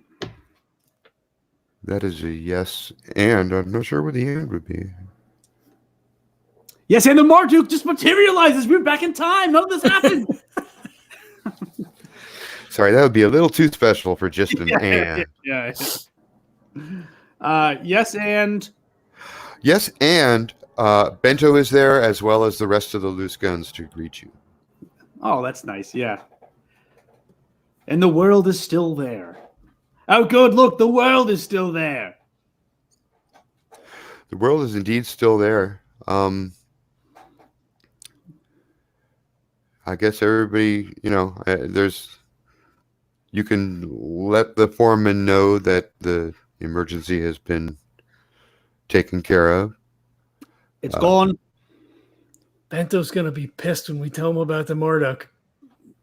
You know what? He should be happy that he even has the opportunity to be pissed. Because I get it. The I agree. alternative, I think, there'll be some lashings, but I think lashings well earned. That's opposite. I don't know. I don't want to have that conversation with you right now, Reggie. I can't do it. Neither do I. I'm sorry I even began it. No, Let's just sort of go out there now. Everybody okay to just start to walk? Are we Everybody's feeling okay. good? Yes, it was Steve-o is limping and he fell over but caught himself. Y'all did suffer some damage in the previous session, so you do need some bed rest. Everybody's beaten up and bruised. And I feel like it's like, okay, do you still have that medical team that was supposed to help us when we got here the first time? Because Right. yeah. we're still in that sort of state. So the medics are coming out. Somebody opens the door.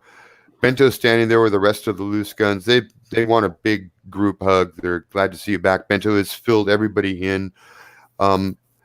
Scilla is the last one out, and she just kind of stands at the top of the ramp. She's just watching Nash with this loving look in her eye.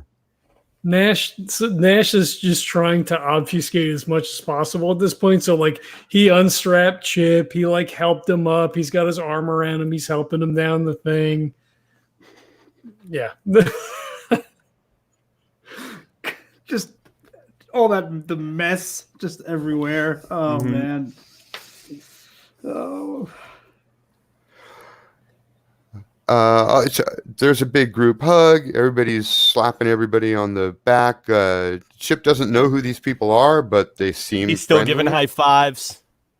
High fives all around. These Who are has nice. candy? They're Reggie's and Nash's friends, so their friends are your friends. Are we going to explain the whole story right here, right now, or? Are we done session? Is this a short episode?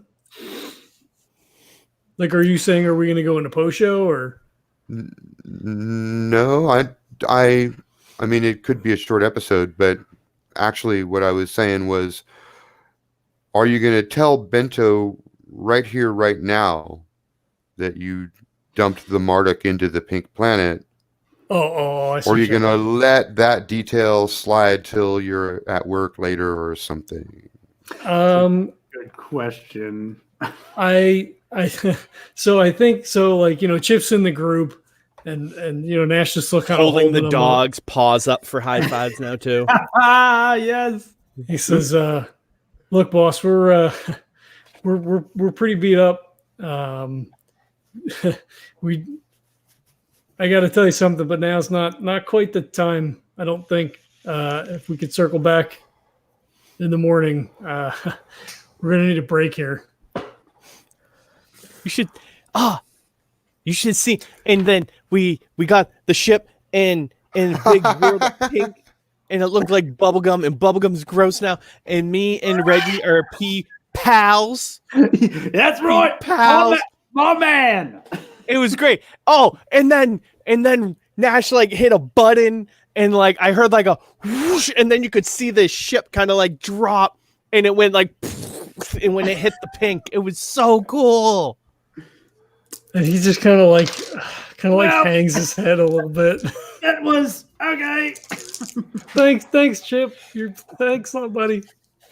Yeah. So, Yes. I don't know. I feel like I just need to do this. I need to. Uh-oh.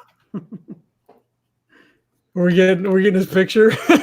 His stern face. Yeah. Everybody gets candy. I need to share a bento with you. Because So- this is the exact moment when this shot was taken. And Scylla's camera is just catching all of it. Yeah. This is the look bento gives you.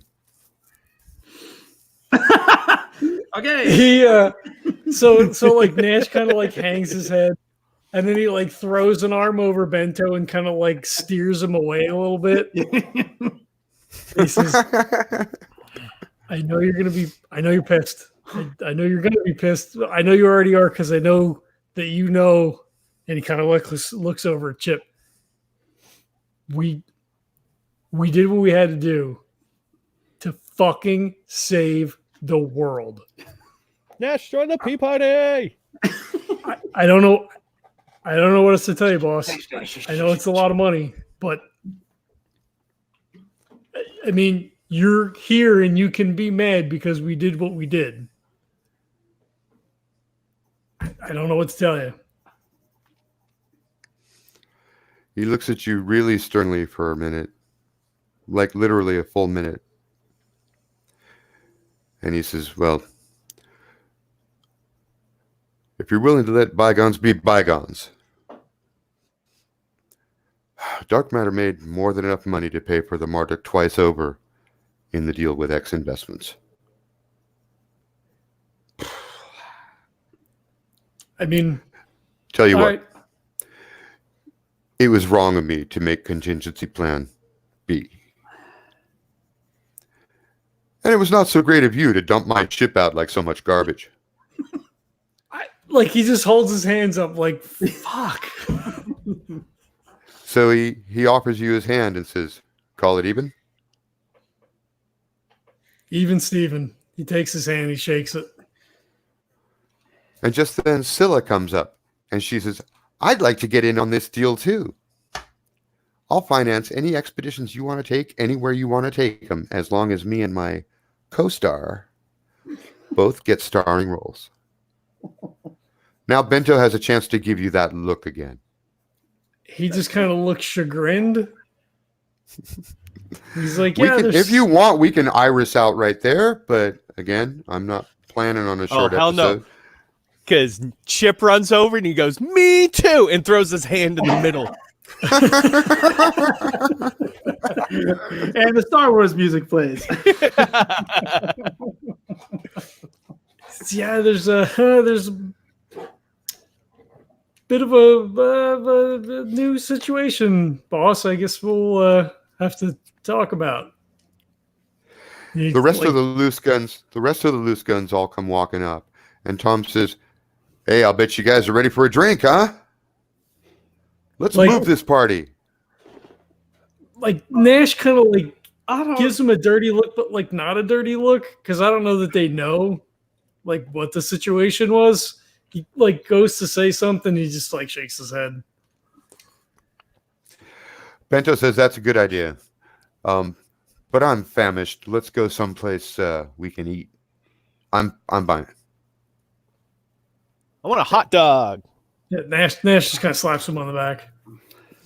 All right, so Bento takes everybody out. There's that includes Steve-o and Scilla, Chip, all four of the loose guns. Nash? Yeah, what's up, Chip? Nash, I need pants. Oh, I think, right? so like Damn Nash, it. like He like waves over to I think Jeff was the guy, or Jacko, whoever it was. He's like, we need clothes over here. Yeah. Reggie needs them too. Yes. Come on, two let me pairs help of you. pants for the pee-pals. There's a very a very tall, very strong, dark-skinned woman who's one of Nash's and Reggie's friends, and she's taken a particular liking to Chip. Chip doesn't know her name is Lil Kim, but he likes her, and she seems to like him. She's suddenly like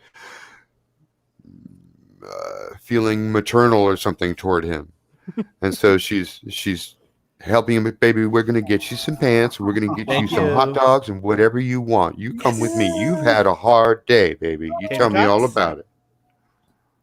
Hey, Kim, if you could find him some candy, that'd be great.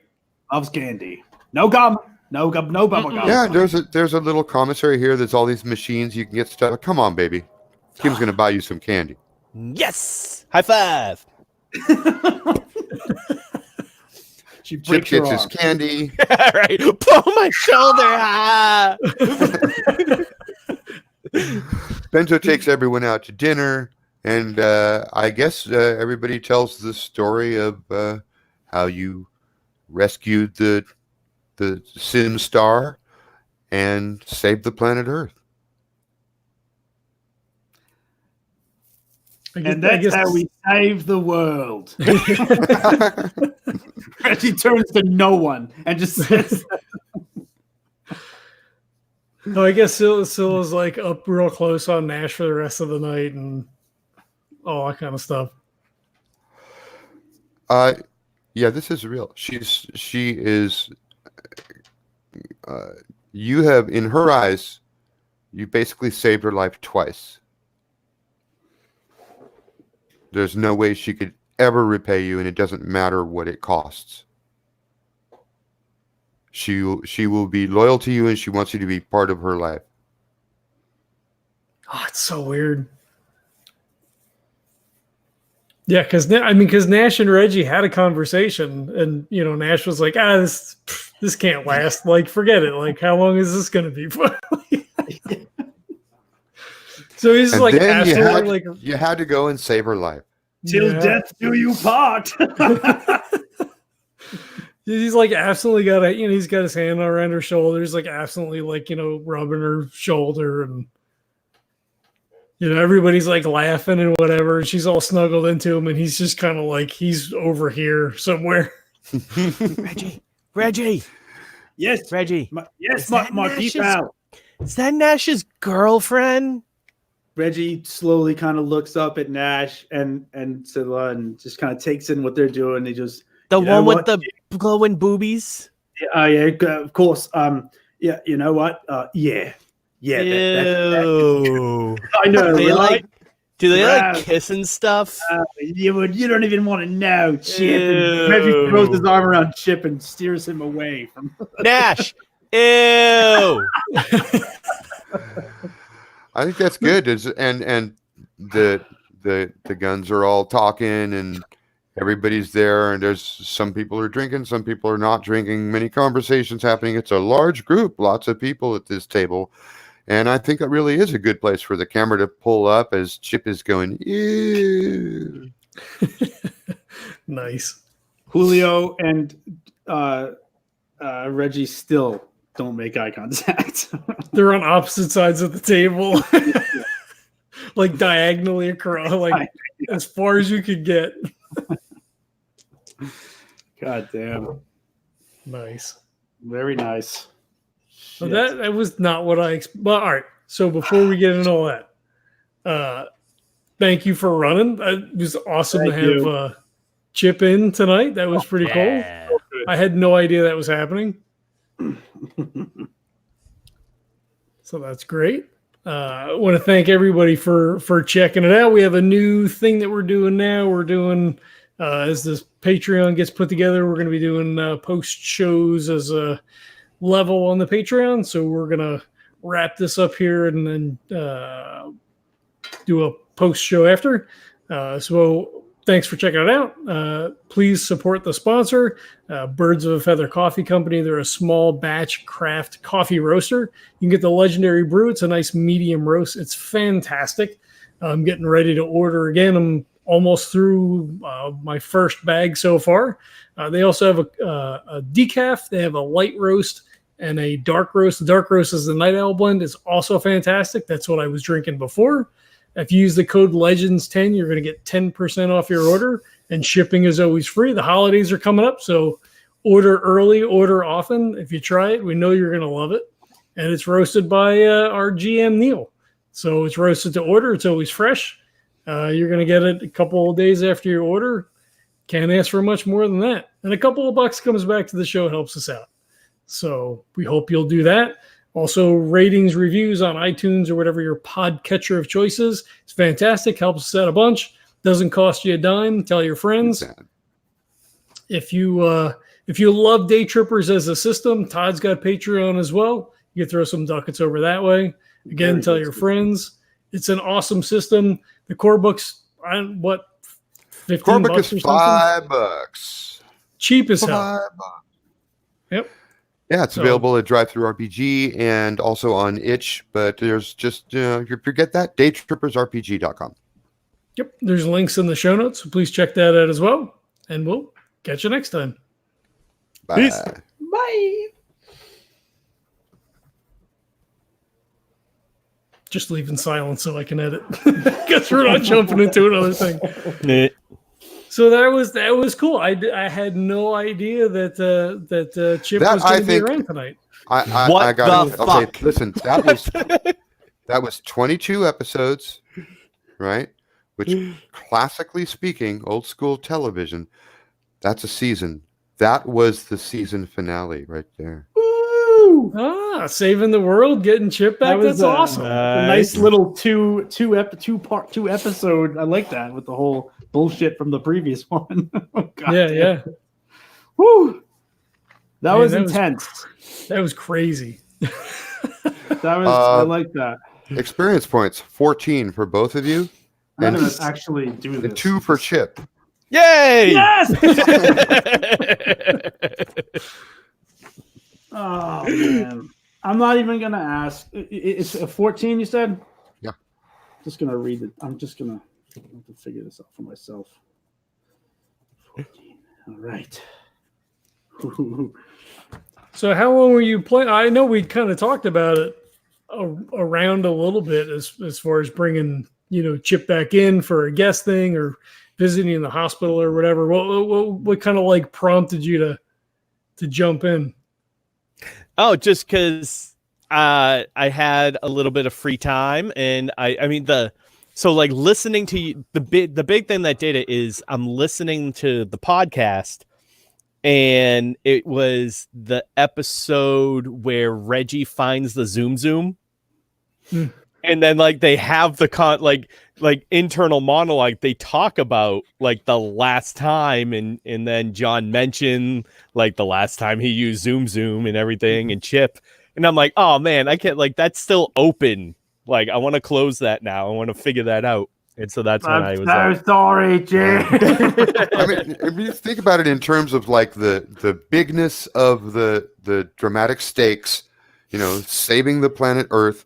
The fact that it had a tie-over set up from the previous episode, and that it had a returning star in the episode, and it wrapped itself up so nicely at the happy family scene.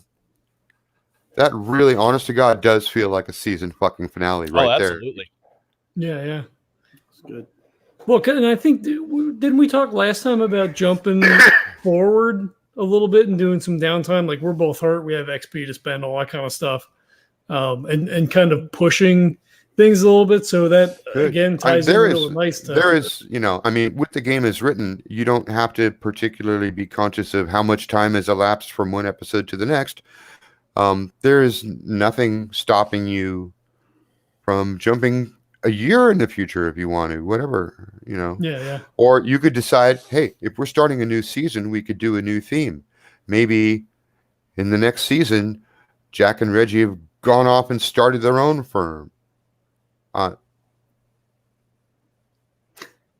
Yeah, those are the interesting kind of questions that like back burner for me to figure out. Like, well, is this just work then for these guys? Like, pretty much forever, right? Like, until something happens. See, I prefer, and it's really all you, because Yeah. I prefer letting the players sort of determine what pace and depth they want to go to, because I can make a plot line work in a 3-hour session, no matter what level of abstraction or depth you choose to go to. But I wish that to be your choice.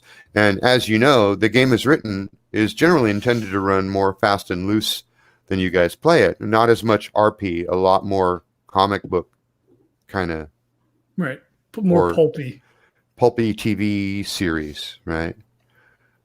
Supernatural season 1 or 2, right? Whatever. But you guys are heavily into these characters and heavily into the RP, and the relationship that developed between them gives the show its own flavor. So I am not the one to say DayTrippers isn't for this or isn't for that. In fact, my desire is for DayTrippers to support whatever the fuck kind of play your group brings to the table.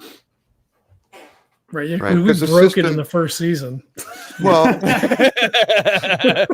but what you broke there was sort of like, and I'm going to use television metaphors. Like the showrunner had an idea about subgenre, and when the actors came in, it turned out that what happened was, a different subgenre. It was same characters, same setups, same premise, same kind of event series arcs and everything, but the tone and depth of it was different than the showrunner had pictured. Now, I guess in Hollywood, that would make it wrong, unless the audience loved it, which makes it right. Mm-hmm. So it turns out that the depth of the RP that you guys put into these characters actually becomes an important flavor of the show. Now, do I think you have to keep the same flavor all the time? No. I wrote in the GM's guide that you literally might want to run this game in seasons, like TV seasons, and choose a theme for each season. So that is absolutely on the table, but up to what you want to do or what the situation wants you to do. Right. And we have some other things in the works potentially that may change the way this upcoming season may flow anyway. Okay, so now I have to say something to John Beta. I don't know if I'm pointing in the right direction. Just say Reggie. Yeah. It's easier to. That's not Jesse. That's. I have to be veiled about it though, because this is like a quasi-secret thing. There's a secret thing that you've been talking about wanting to do for some time. And it involved Nash. Yes. Yeah. Right. I actually have down here a little note that's because I have a little checklist here. Use XP, and then the second thing is this thing. So I'll have to send you sword fighting. Yeah, I'm just asking for like, is that still a thing? It's still a thing, actually. In my head canon about the whole thing is that it's already done, and it's just like he's waiting for the right moment. And really? I just have to use the book to like put it together. Oh, okay. And then I can do it in the. I'll send you a message thing. Okay, cool. But definitely. And the reason I'm asking right now is like if you guys decide to make season 2 go in a different direction than season 1, that secret thing might be part of the whole. It very well could be. Absolutely. Interesting. This will actually be our third season coming up. We wrapped the first season after the Susie debacle at the end. Yeah, you're right. Okay, so what episode was that? Susie debacle. Shit, I'd have to look. Yeah, true. There was even like a time jump and everything that went on then.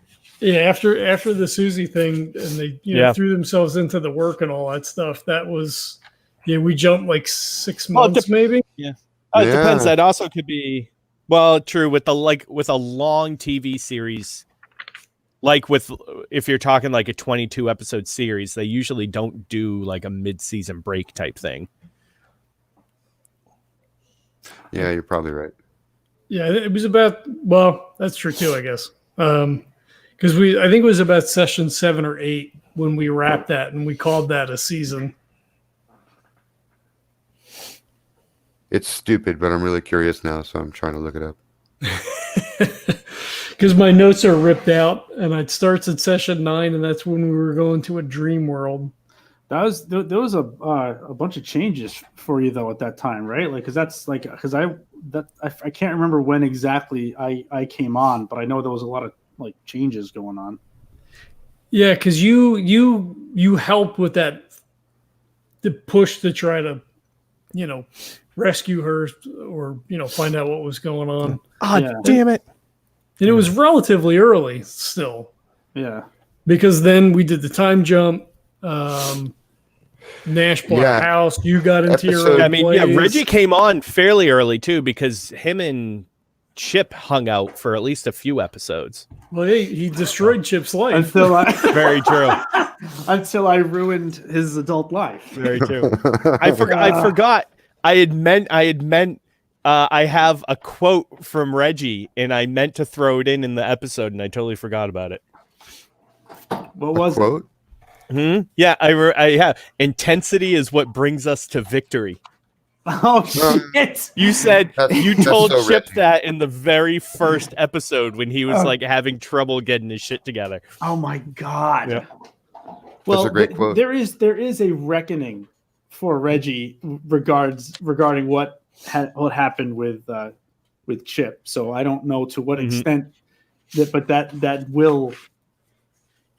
has to happen at some point, whenever. But Reggie, episode 7, it was the press junket episode when you found out that Susie was working with Somnambula. I still got to write that article. All of my questions. I have an article to write. I have a deadline. Man, that was early. Yeah. Yeah. Wow. Yeah. So it was like a pilot season. So we had 7 episodes. Maybe so. I guess we're a Netflix series and we do however many fucking episodes we fucking feel like. Lucky you got them, bastards. Yeah. It was cool. We did 10 last time. We're doing 7 this time. Fuck you. And they might be an hour. They might be 4 hours. Right. Last one was an hour 20 Netflix. minutes. This one's I'm 37. on Netflix. Fuck you. What are you gonna do? Cancel? That's a new slogan. What are you gonna fucking cancel? No. Well, and now we know for sure that Chip is definitely broken. Oh yeah. Oh yeah. Yeah. Even at actually when Chip is at his best, he's like 8 years old. Yeah. Yeah. Well, one of the things that I first thought of was what Chip's room looks like. So we never got I highly doubt Chip's going to be around anymore. But the way I pictured his room is that because clearly too, Bento sent him here, so he's kind of a higher up patient in this facility. And so you go in and he has snuck crayons and shit into his room. And so every time yeah. So he steals crafts and he's painted and colored his whole room. Oh, Reggie. Yeah, yeah. Oh, no. But he does it to recreate the backyard garden.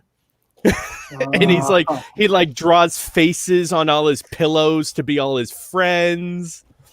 And they come in afterwards and clean it, but then a few days later he does it again. But if you pay really close on on just a casual glance, it looks really bright and pretty and flowers and trees and everything. But then when you start looking closer, you see like the fucked up flowers and like rat people ripping heads off of shit. And like in the background, a giant baby with like angry eyes and sharp teeth. And it's a good thing Nash never did come to visit you. But it's all like still really, really bright colors and vibrant and everything like that. It looks like an 8-year-old drew it until you like get right down to the nitty gritty of it and you actually start paying attention. You're like, oh, this is fucked up. That is so disturbing. Oh man, if there was I picture that's the mindset that Chip's in. Like he's an 8-year-old now, but like every once in a while, like the memories and shit are still in there and they come out somehow. Yeah, that's not. See, I always envisioned that like in our like downtime, because like it would never come up, and like, you know, Todd's thing was like, well, it's not fair to Jesse to like have him come on to play like a 15-minute scene and then go fuck off. Like that's what honestly, that's what I was prepared for. I was prepared for like Nash just checking up on Chip. Well, and that's what we've talked about. And I'm like, well, I guess we've probably done that off screen, but like you kind of want to show, and then like, you know, it's not like you're not around and like we couldn't have you on the show ever again. So I was like, that would be kind of cool. And then he was like, well, that's kind of shitty to bring him in for like, 10 minutes or whatever. And I'm like, well, yeah, I guess they probably did it. But like the way this played out, I think maybe not. Like maybe we call it like, oh, he's not having a good day today. Right. Yeah. Or like they would, him and Reggie would come out, but you were like sleeping or you were in therapy or like there was always some excuse where we couldn't come to see you. Right. And then like this is how it resolves, and Nash feels so fucking bad. Like he hasn't had a drink in however long it's been now. Like if there's ever a night that he's close to drinking, it's tonight. I feel like this is probably the best time for a time jump too, because Reggie's going in the fucking tank after seeing Chip in his current state. No, you're gonna be alcoholic. No, not so much like that. Just like because I'm writing some notes because this sucks. Reggie's. This is a problem. This is going to be an issue for Reg. Just a new life shaper. Yeah, I have to redo the whole. I got to redo. I have a lot of things. I'm really fucking curious now. What the hell are you talking about? We were just talking about Chip's, the state of Chip, and what it means for the future of just our own psyches, I guess. The fact that you guys now, like, you had to come face to face with a problem you caused. Yeah, right. That's and he loves you. Exactly. Which is like the worst part of it. It would have been so much better if Chip was like semi-lucid and came up and just punched Reggie in the face and was like, "You fucking asshole! This is what you did to me. I pee my pants on a daily basis. They won't give me a catheter. They just let it happen. The last time they gave me one, I ripped it out." Didn't need that image in my head. Please, that's canon because I want to channel that for Reggie's reckoning. Yeah. This fucks Reggie up a little bit. So, yeah, definitely, especially with the death of Reggie's little brother. Whoops, sorry, I didn't mean to do that to you. Let's retcon everything and take Chip out. No, this is awesome. So it's very good, and I'm very I'm excited to explore that. Well, you know what? If you were really uncomfortable, you could have touched the X card. Oh God, yes. Oh no! I want this kind of shit. This is the good. I would agree. This is the best part of this game. Is like John doesn't take a ton of notes, but like John is writing notes because what happened in game is so Well, it's so all awesome, but like shit. Yeah. it's so compelling for the guys playing the fucking character. Like it's just amazing. Like I just love this game so much. There are many influences, on DayTrippers, because all the games I played over the years, a lot of them. And there's that little graphic that I've created that shows all the different games that went into making DayTrippers.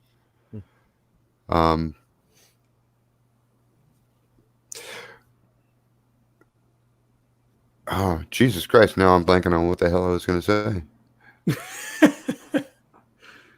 I need even more copy.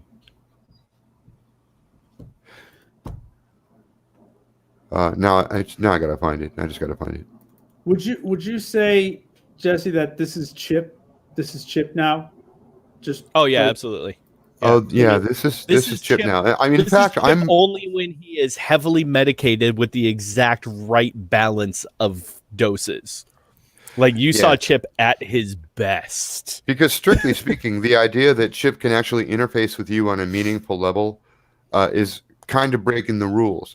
And because when your psyche is 0, your psyche is 0. There's just no way for you you have 0 dice to roll. Mm-hmm. So you can't come back from that. And it's the only stat in the game that does that. So technically, when Chip went to 0 psyche, he basically should have been out of the game. Like Call of Cthulhu, there's where I was thinking. Like Call of Cthulhu, when your sanity reaches 0, you're never coming back. Right, that's it for you. So that was an influence on DayTrippers, and that is part of the idea of DayTrippers. Mm-hmm. Both, like if you play Call of Cthulhu, you can play it as like a pulpy comic book kind of a thing, or you can play Call of Cthulhu like a real world urban fantasy, dark fucking scary kind of a thing. Mm-hmm. And if you play it that way, urban horror, then you get games like this where people get progressively fucked up in the head, and it's not a joke. They're not hitting themselves with hammers with stars and birds flying around. No, they're going fucking crazy. Yeah. So yeah, that's actually built into the game. And so the only way for Chip to even be considered a PC anymore is if Jesse plays him crazy. I think one of the problems is with the background that I gave him and what we have done with him. Like playing, there's absolutely no way that they would take a child onto a mission. And he holds like no value the way he is. And so if he holds no value the way he is at his best, like if they fuck up, like if they skip a dose or mess it up a little bit and he goes off the rails, like I'm not sure that would be a risk that they would take on a normal basis. No, I don't think Bento would permit that on board his vessel. Right. We never actually talked about you coming back into the series. Oh yeah, no, basis. I assume that this was like a This is a special episode. This is the season finale. If you did want to come back into the campaign on a regular basis, I'd say make a new character. Oh yeah. Kind of already did that, but there you go. Hey, when we play. That's all on you. I've been putting feelers out in terms of like what the like, because I was looking through the books, and that's why I said like I had an idea of kind of what the look of it was. So like the character, it all depends on what you guys are doing. I have a character idea. Yeah. I just don't know. It depends on like what you guys are doing and what your story is going to be and all that kind of stuff. So, well, I think you were on when we were talking about the rotating guest star idea. Maybe you weren't on yet. But we mentioned back then there's no reason why Bento might not decide this team needs another member. You know, it would be good if they had a specialty that doesn't already exist on the team. That would justify it better. Right? Yeah. Yeah. My idea was for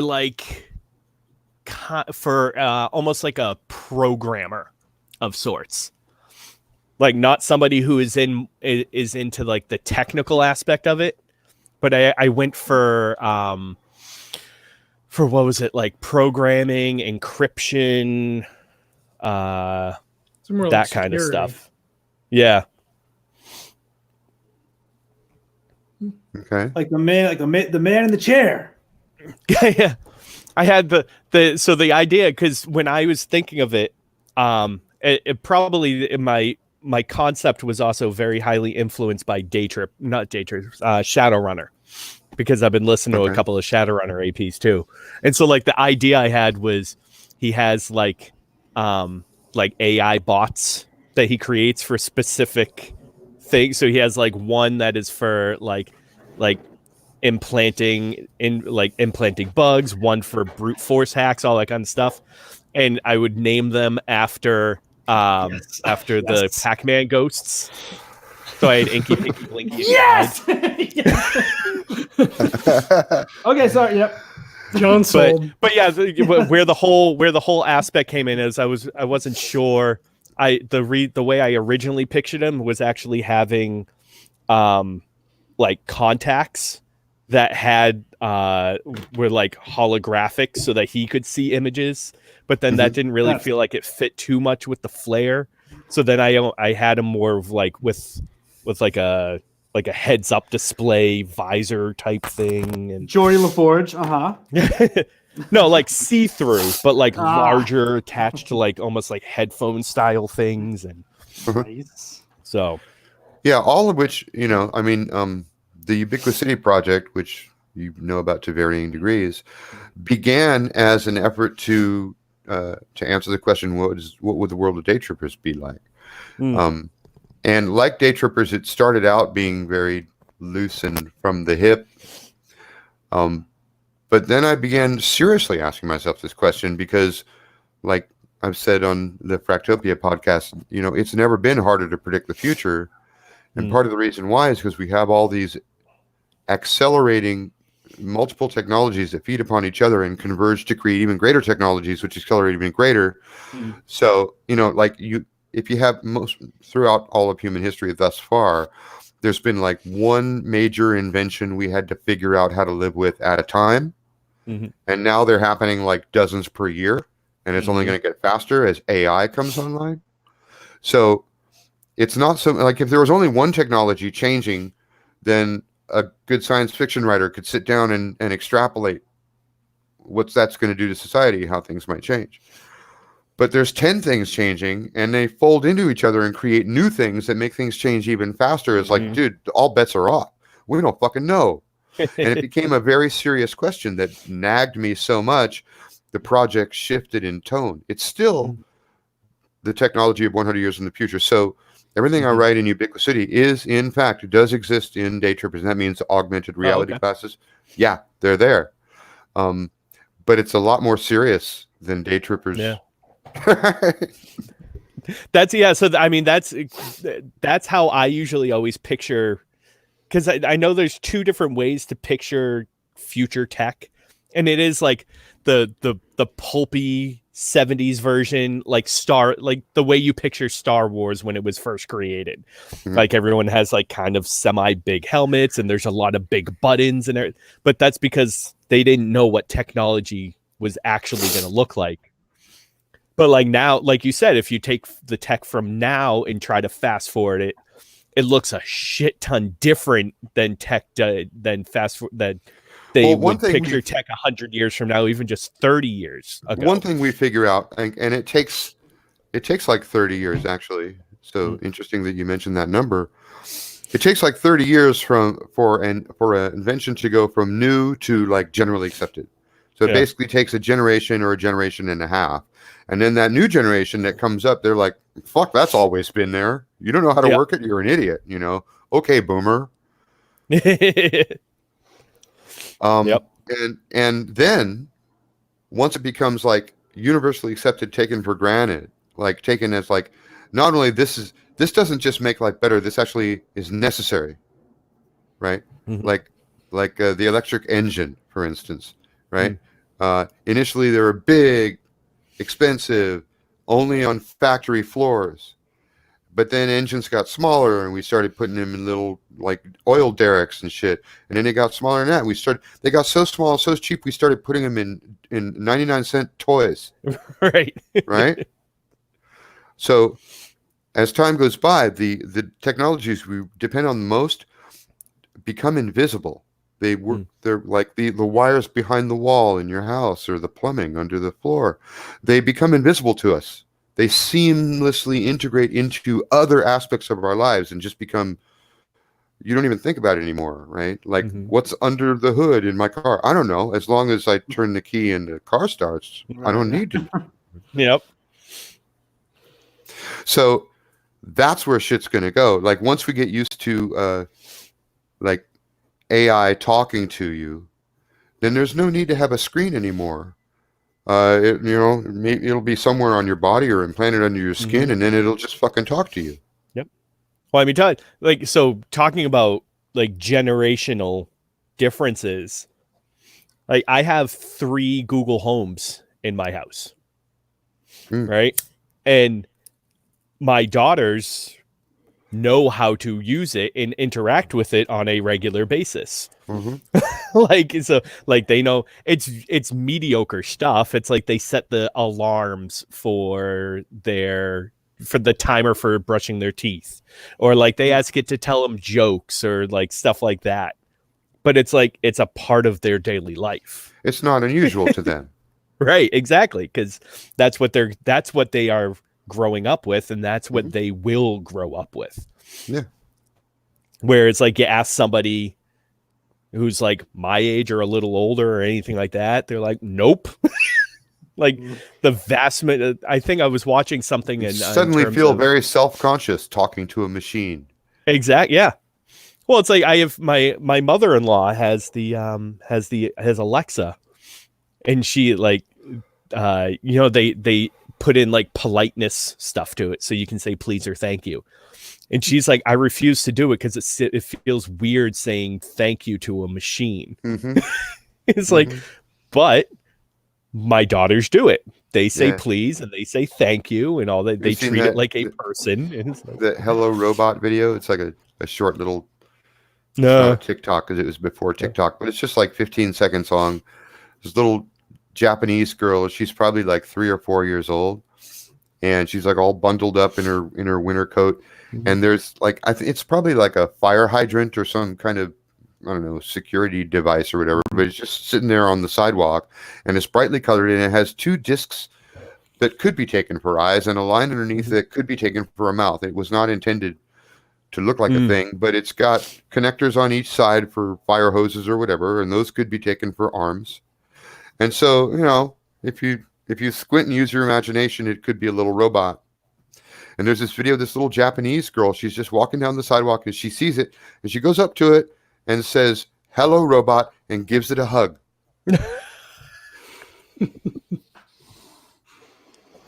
Nice. Because to her, that's just okay.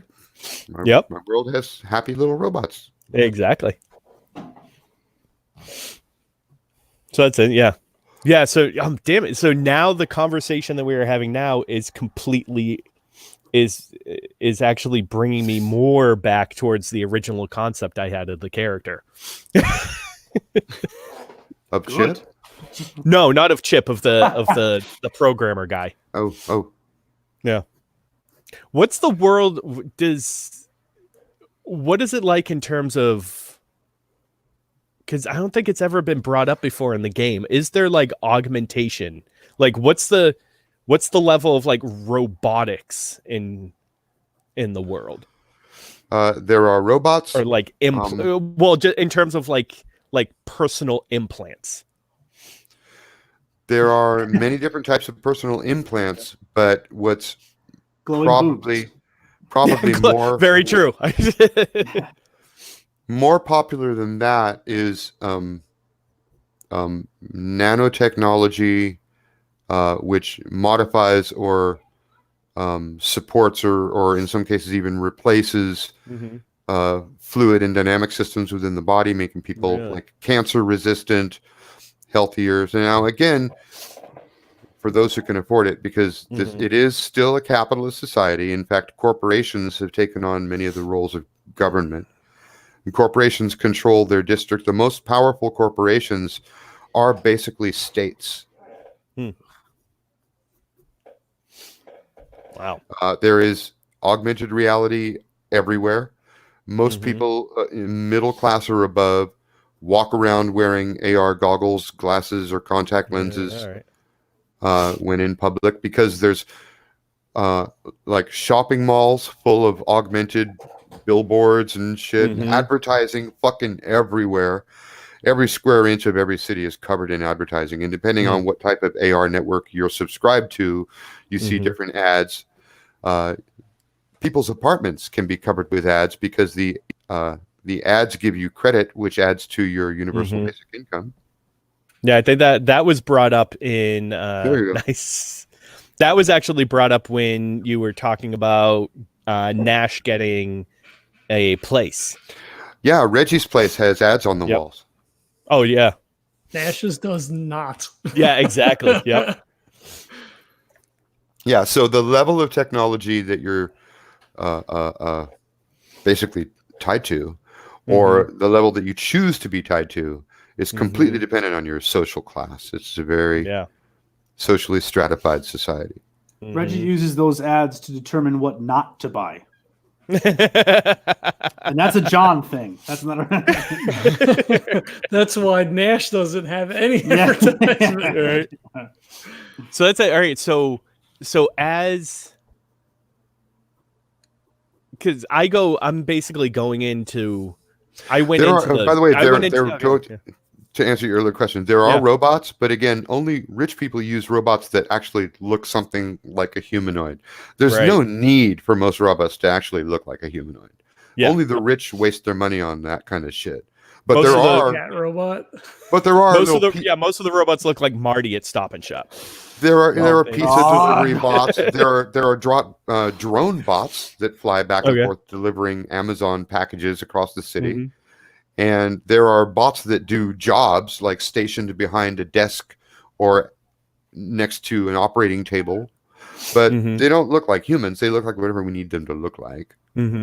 There's also AI that's smart enough to have a convincing conversation with you, but not yet what we consider AGI. In other words, not able to generally apply its intelligence to situations it hasn't been programmed to deal with.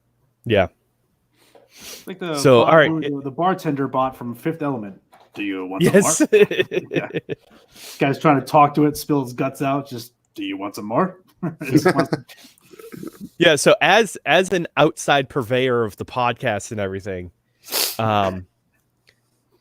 it did. So one of the, so like talking about this, I just think it's probably like the type of game thing. It's been much more like player focused, so we haven't really gotten much into the like actual world yet. So the point is, unlike a lot of games which give you tons and tons of setting, DayTrippers just gives you a sketch and goes fill in the rest, because this game is about it's about the action and psychology. And unlike a lot of games, I'm not going to drench you in setting. I mean, if you ask for it, I'll make it up, and I've got some stuff to go by. But this game isn't about immersing yourself in this fictional setting. It's about what comes out of you. Let's pay our attention to you. Not bad. So, yeah. But the technology is there to make it, really easy. I mean, in fact, somewhere in I think it's in the core rules book. I basically, it might be in the GM's guide, but either way, I basically say that when you buy an item, for instance, when you're creating a character and you want to make an item, like you talked about Huey, Dewey, Louie, whatever the fuck your little... That's good too. Okay. So in this game, you call that a computer, you give it a mark big enough to store the skill you want it to have, and then you call it a +1, because what does +1 mean? I don't know. You tell me. I mean, the rules literally say that the player has an idea, that the GM doesn't rule it out. We just decide what its plus is, and that tells us what it's going to cost you. That's all. Yeah, like the cat robot. Is there a cat robot? I don't know. Probably, sure. What does it look like? I don't know. It looks like Susie. Okay, not the example I would have gone for. I would suggest, Jesse, if you've got a couple of bucks, to pick up the Ubiquity book, because it gives you a pretty good understanding of the setting. As again, a little bit darker maybe than what the DayTrippers is, but I think it actually fits with the way that we play the game. I don't think it falls outside of the bounds of kind of what we're doing. I will say, since you went ahead and mentioned it, and I like to think of this as a feature, not a bug, but the fact is that the first book of the Ubiquity series, the writers in that book are they go deeper and darker into the human condition, whereas the writers of the second book show you, and it's kind of funny because the first book has like rich and powerful people and it's dark. The second book is mostly about lower class people who either live on the street or somewhere in the service sectors of society, and it's actually much more upbeat and pulpy, which is interesting. I mean, the rich classes, they have robots, they have drones, they have all this power, but they're dark and brooding, trapped in the human condition. And the poor are, they don't have any of that fancy shit. They're scrapping to make it by, but they're happy and they enjoy their life. Didn't plan it that way. And again, I try to see it as a feature, not a bug. And that's kind of an interesting comment on the psychology of social class. Because I will tell you this, I used to work for a charity until the people who ran the charity turned out to be embezzling from it and got sent to jail.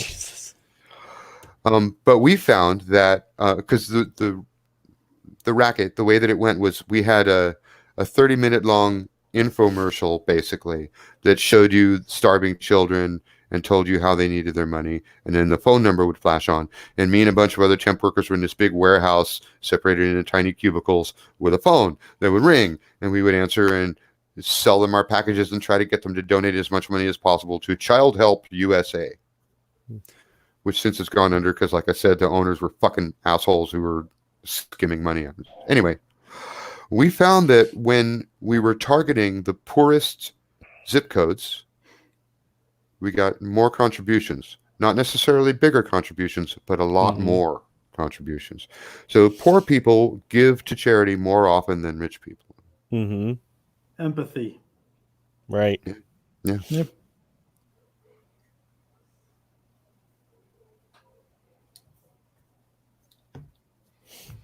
People suck. Yeah. People suck, but also they're awesome. Yeah, well, like there was a news story just today or yesterday about Jeff Bezos has given like it was a big number. It was like $89 million to help battle world hunger, perhaps. And so that's issued as a big PR piece. Forbes magazine carries it, and all these stuff. Yay! Jeff Bezos gave $89 million to help the hungry. But then I saw it reframed by somebody who tweeted a comment on it saying, "So let me get this straight: guy who pays 0 in taxes gets applauded for giving 0.01% of his income to the poor." Exactly. It looks like a shit because it is a shit ton of money to us.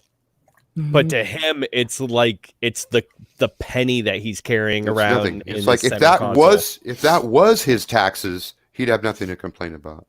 Right.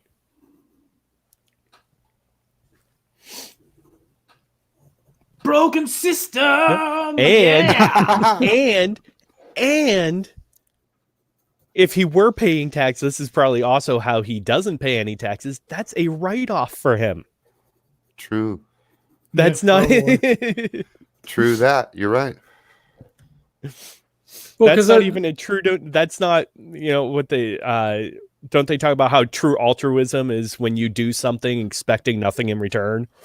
Sure. It's like he's gonna donate that money. A, it's chump change for him, but B, he's going to get some of that back on taxes anyway. Mm-hmm. So Yeah. Well, he can pay as many lawyers as it takes to figure out all the ways to move his money around every year so that he doesn't have to pay anything in taxes. You know, and it looks like some of it looks like charity. Mm-hmm. Yeah.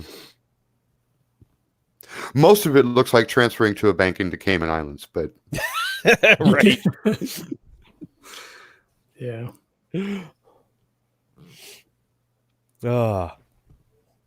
So what are your plans for the next season? What do you got?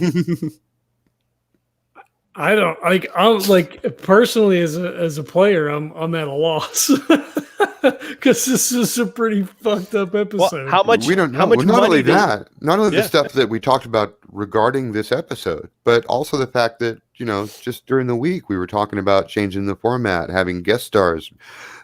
There's so many things we could do, maybe, right? Mhm. How much money does Jack and Reggie have at this point? Like they've got to be They pushing, could retire. right? I think, And I was just going to say, on paper, I've got 58 megas. Yeah, I have 53. But like probably with some of the things that we were talking about, it's not that right now. well, but like I'm saying, like between what just happened, like they pretty much saved the fucking world. I don't Right. think they get paid for that though. Well, no, but so they almost saved the world, pretty much did. Reggie kind of Reggie and Nash kind of just got fucked up by seeing Chip and coming face to face with what they had done, right? No, Nash didn't do I anything. don't think, that True. He's still By what guilty. Reggie had done. that was all Reggie. Yeah. To be fair, Nash accepted the job to take Chip with them. That in is the very exactly beginning. the type of thing that Nash would take to. Yeah, that's true. yeah. In fact, just last episode, Jack was feeling it was all his fault because he decided to be born. So yeah, that's a very Nash thing to think. Yep. Yep. Yeah. And I know that at least as far as the podcast goes, up until that point, Reggie and a little bit of Nash, but Reggie is definitely not happy with the way that what's his name is running the organization and what they Bento? have to do with Bento. Yeah. Oh yeah, well Reggie has this anti-capitalist streak. in him. Mm-hmm. So I mean, Yeah. I'm thinking that he might have that maybe even both of them might have some kind of altruistic drive at this point, putting some of their wealth to the test and perhaps putting their skills and money to something better than just, you know, helping rich people get richer. Maybe. I mean, one thing that's for sure, she doesn't plan on leaving his side, and you may think that Jack and Reggie and Bento are doing well, but Scilla Sardassian is worth hundreds of billions. Yeah. I She'd tell you probably what, she would fund anything you wanted to do.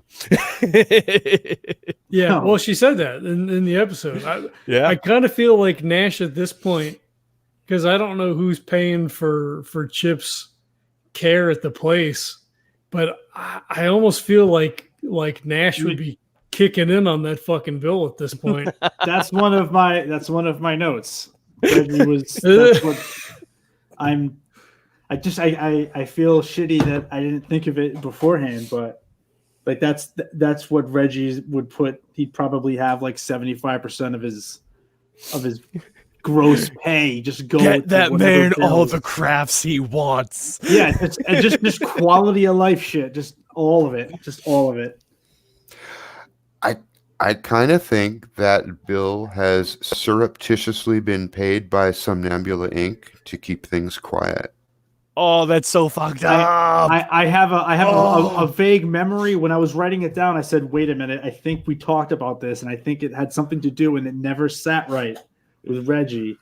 That the way it went down was, oh, we got it.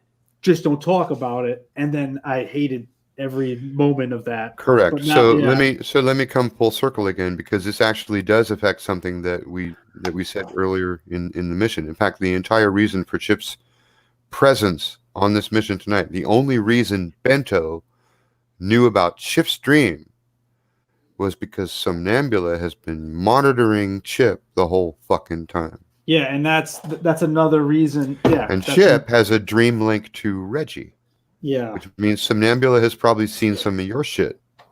Yeah, so the second like that all because like at least at the end of the episode, there's like a lot of this emotions and shit like that going on, but any amount of digging in the next couple of days would probably devastate Reggie to a certain degree. So I'm sort of like parsing that out right now. So in an indirect way, this episode not only brought back your previous co-star, but it also brought back your earliest nemesis, Somnambula, in operating in the background. Which makes me very happy and angry all at once. Yeah, for sure. Like, because they're part of the, like that stuff doesn't go away. We just, we kind of like, okay, you're over there, we're gonna be over here. Let's not cross paths if we don't have to. Yeah, but always they're still felt like around. a- In fact, they just recently released a new model, and Reggie has one. Yeah. Yeah. It always felt like a mutual like, hey, you won this, like this particular game is over. But like this, Right. the whole, it's not like the game was Somnambula. That first one, there was no, we were done, but like we're not out of it. Like it's always going to be there on the periphery because they're not going anywhere, and they're not going to stop what they're doing until we fucking stop them. And So, Susie's still Right, and I always had this weird thought about the Susie thing that, so like Jack's never going to let it go, and also it will not end well. Like when it's finally all said and done, like that's not going to be pretty, because she's going. As far as Reggie was concerned, the way she sounded at the end, it was like, that's done, but Jack's not going to let it go. And that's why I think Reggie's kind of sticks with him. I mean, there's other reasons, but like the whole Somnambula thing kind of solidified, I think, that really brought us together. the overarching relationship is kind of rooted in those moments. Well, yeah, because of like all the If stuff I can that sound Jack. pretty for a minute. Well, no, I don't think so. You know because- what? I just got to pat us on the back again. I just keep on tripping on how that amazing, as a season, that amazing arc that we just pulled off, that Somnambula like set the tone for the entire season, and then completely faded into the background, Mm-hmm. and then comes back in with Chip in hand. Yeah, it all comes Right at the crashing point, together. right at the point Yeah. where Reggie's world is completely fucking changing. Reality has fallen apart. Things with Scilla are absolutely going to change after you rescue her, after you save her life. The timing of everything is just so fucking perfect. We couldn't have written it better if we'd sat down and plotted it out. That's why I like role-playing games. Yeah. Well, these are three of my favorite people, so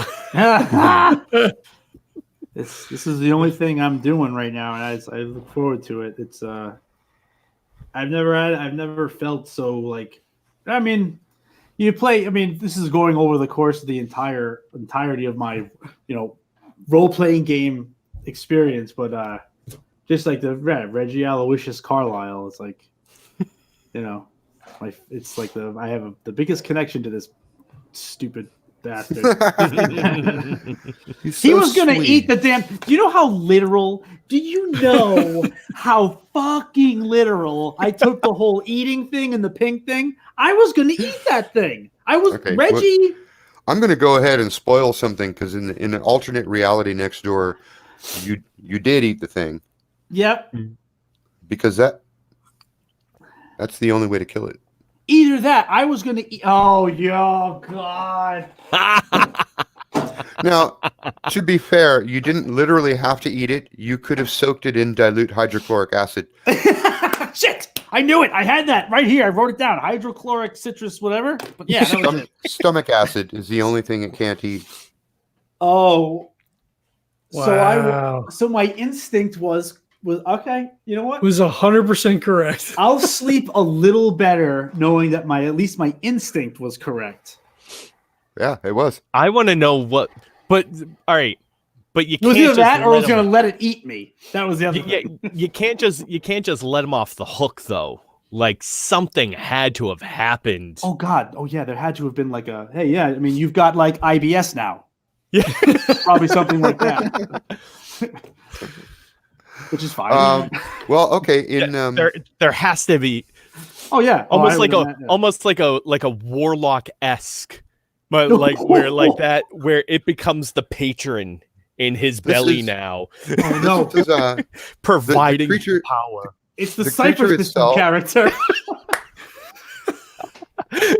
the creature itself came from an adventure in the Golden Age Adventures book, and it's really not much of an adventure. It's just come up with a reason for trapping the players with this thing, and then see if they figure it out. It's based on a short story by Alan Norse called Contamination Crew, and in the story, they try hacking at it.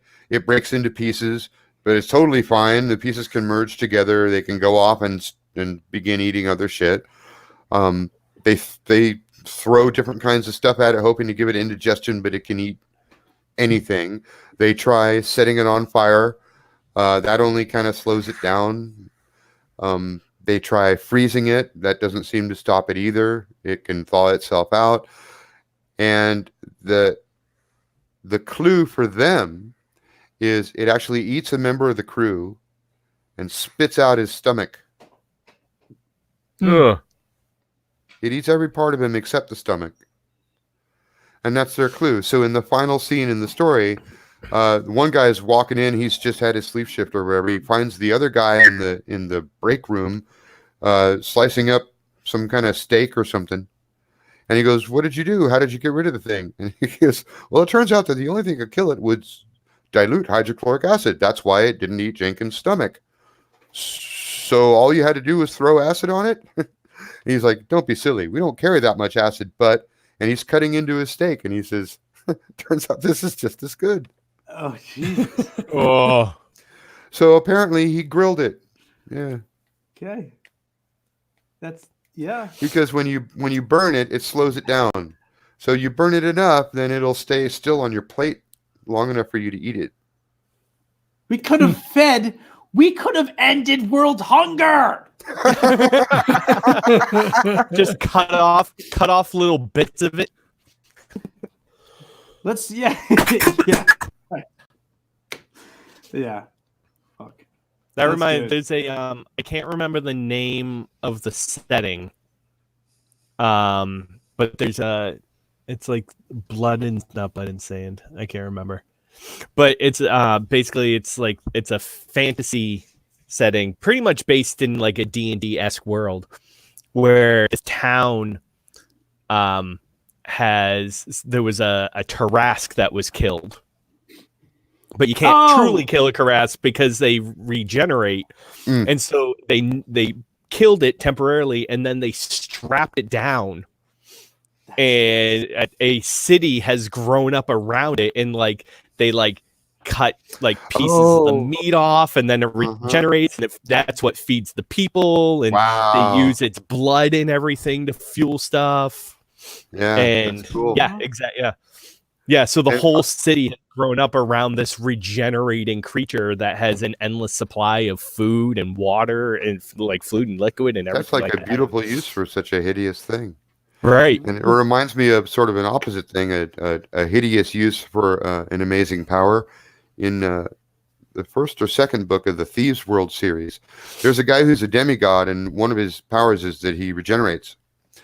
And there's another guy who works for an evil cult that's opposed to him, and he captures him. Now, I remember the guard was named Tempest Thales. I don't remember the name of the evil dude who captured him. But he captures Tempest, and he straps him in iron to this thing, and he keeps him poisoned and drugged, so he's barely aware of what's going on. And he takes delight out of basically bringing him almost to the point of death, like hacking him, burning him, dropping acid on him, or doing all these terrible things to him, like to the point where he's almost 100% dead, and then just waiting a day and letting him regenerate, and then almost killing him again. He does that for weeks. That's messed up. Yeah. I think we should probably, and I think I talked to you about this maybe once before, Todd, is do a giveaway of the Day Tripper stuff. Ooh. So I'll get everything of you. I can have you sign every, I'll get like Jam's Guide, Player's Guide, have you sign them, and then we'll put them up for That is a cool like idea. Gleam thing or something like that. Yeah. I think that'd be cool. I'm down. All right. We'll work out the deets on that. And I think I'm also out, since it's time for me to go eat. Sounds good. And I'm not eating any Hlorg, so don't even ask. For that is the only way to kill the world eater. I guess we'll kick some stuff around in the Facebook, and we'll kind of figure out where things are going and kind of where these characters are at, and kind of what's happening internally, I guess, and see where. Yeah, you don't even have to change anything, but if you're going to change something, now would be a good point to change something. Okay, I mean, there's definitely some downtime because they're hurt. Nash is in like therapy, probably at least once a week. At this point, I think that's like a full-time thing at this point. Yeah, you're going to need days just to figure out what therapy. Mental therapy, physical therapy, figure out how to buy the time. You're going to need several days to even figure out how to answer Scilla. Mm-hmm. Yeah, that's something definitely be talking with a therapist about. All right, guys. More than just a therabot. Yeah, more than a therabot. Yeah. Yeah, you probably need a real human for this one. Yep. I'll see you guys later. All right. Thanks, Todd. Night. Take it easy.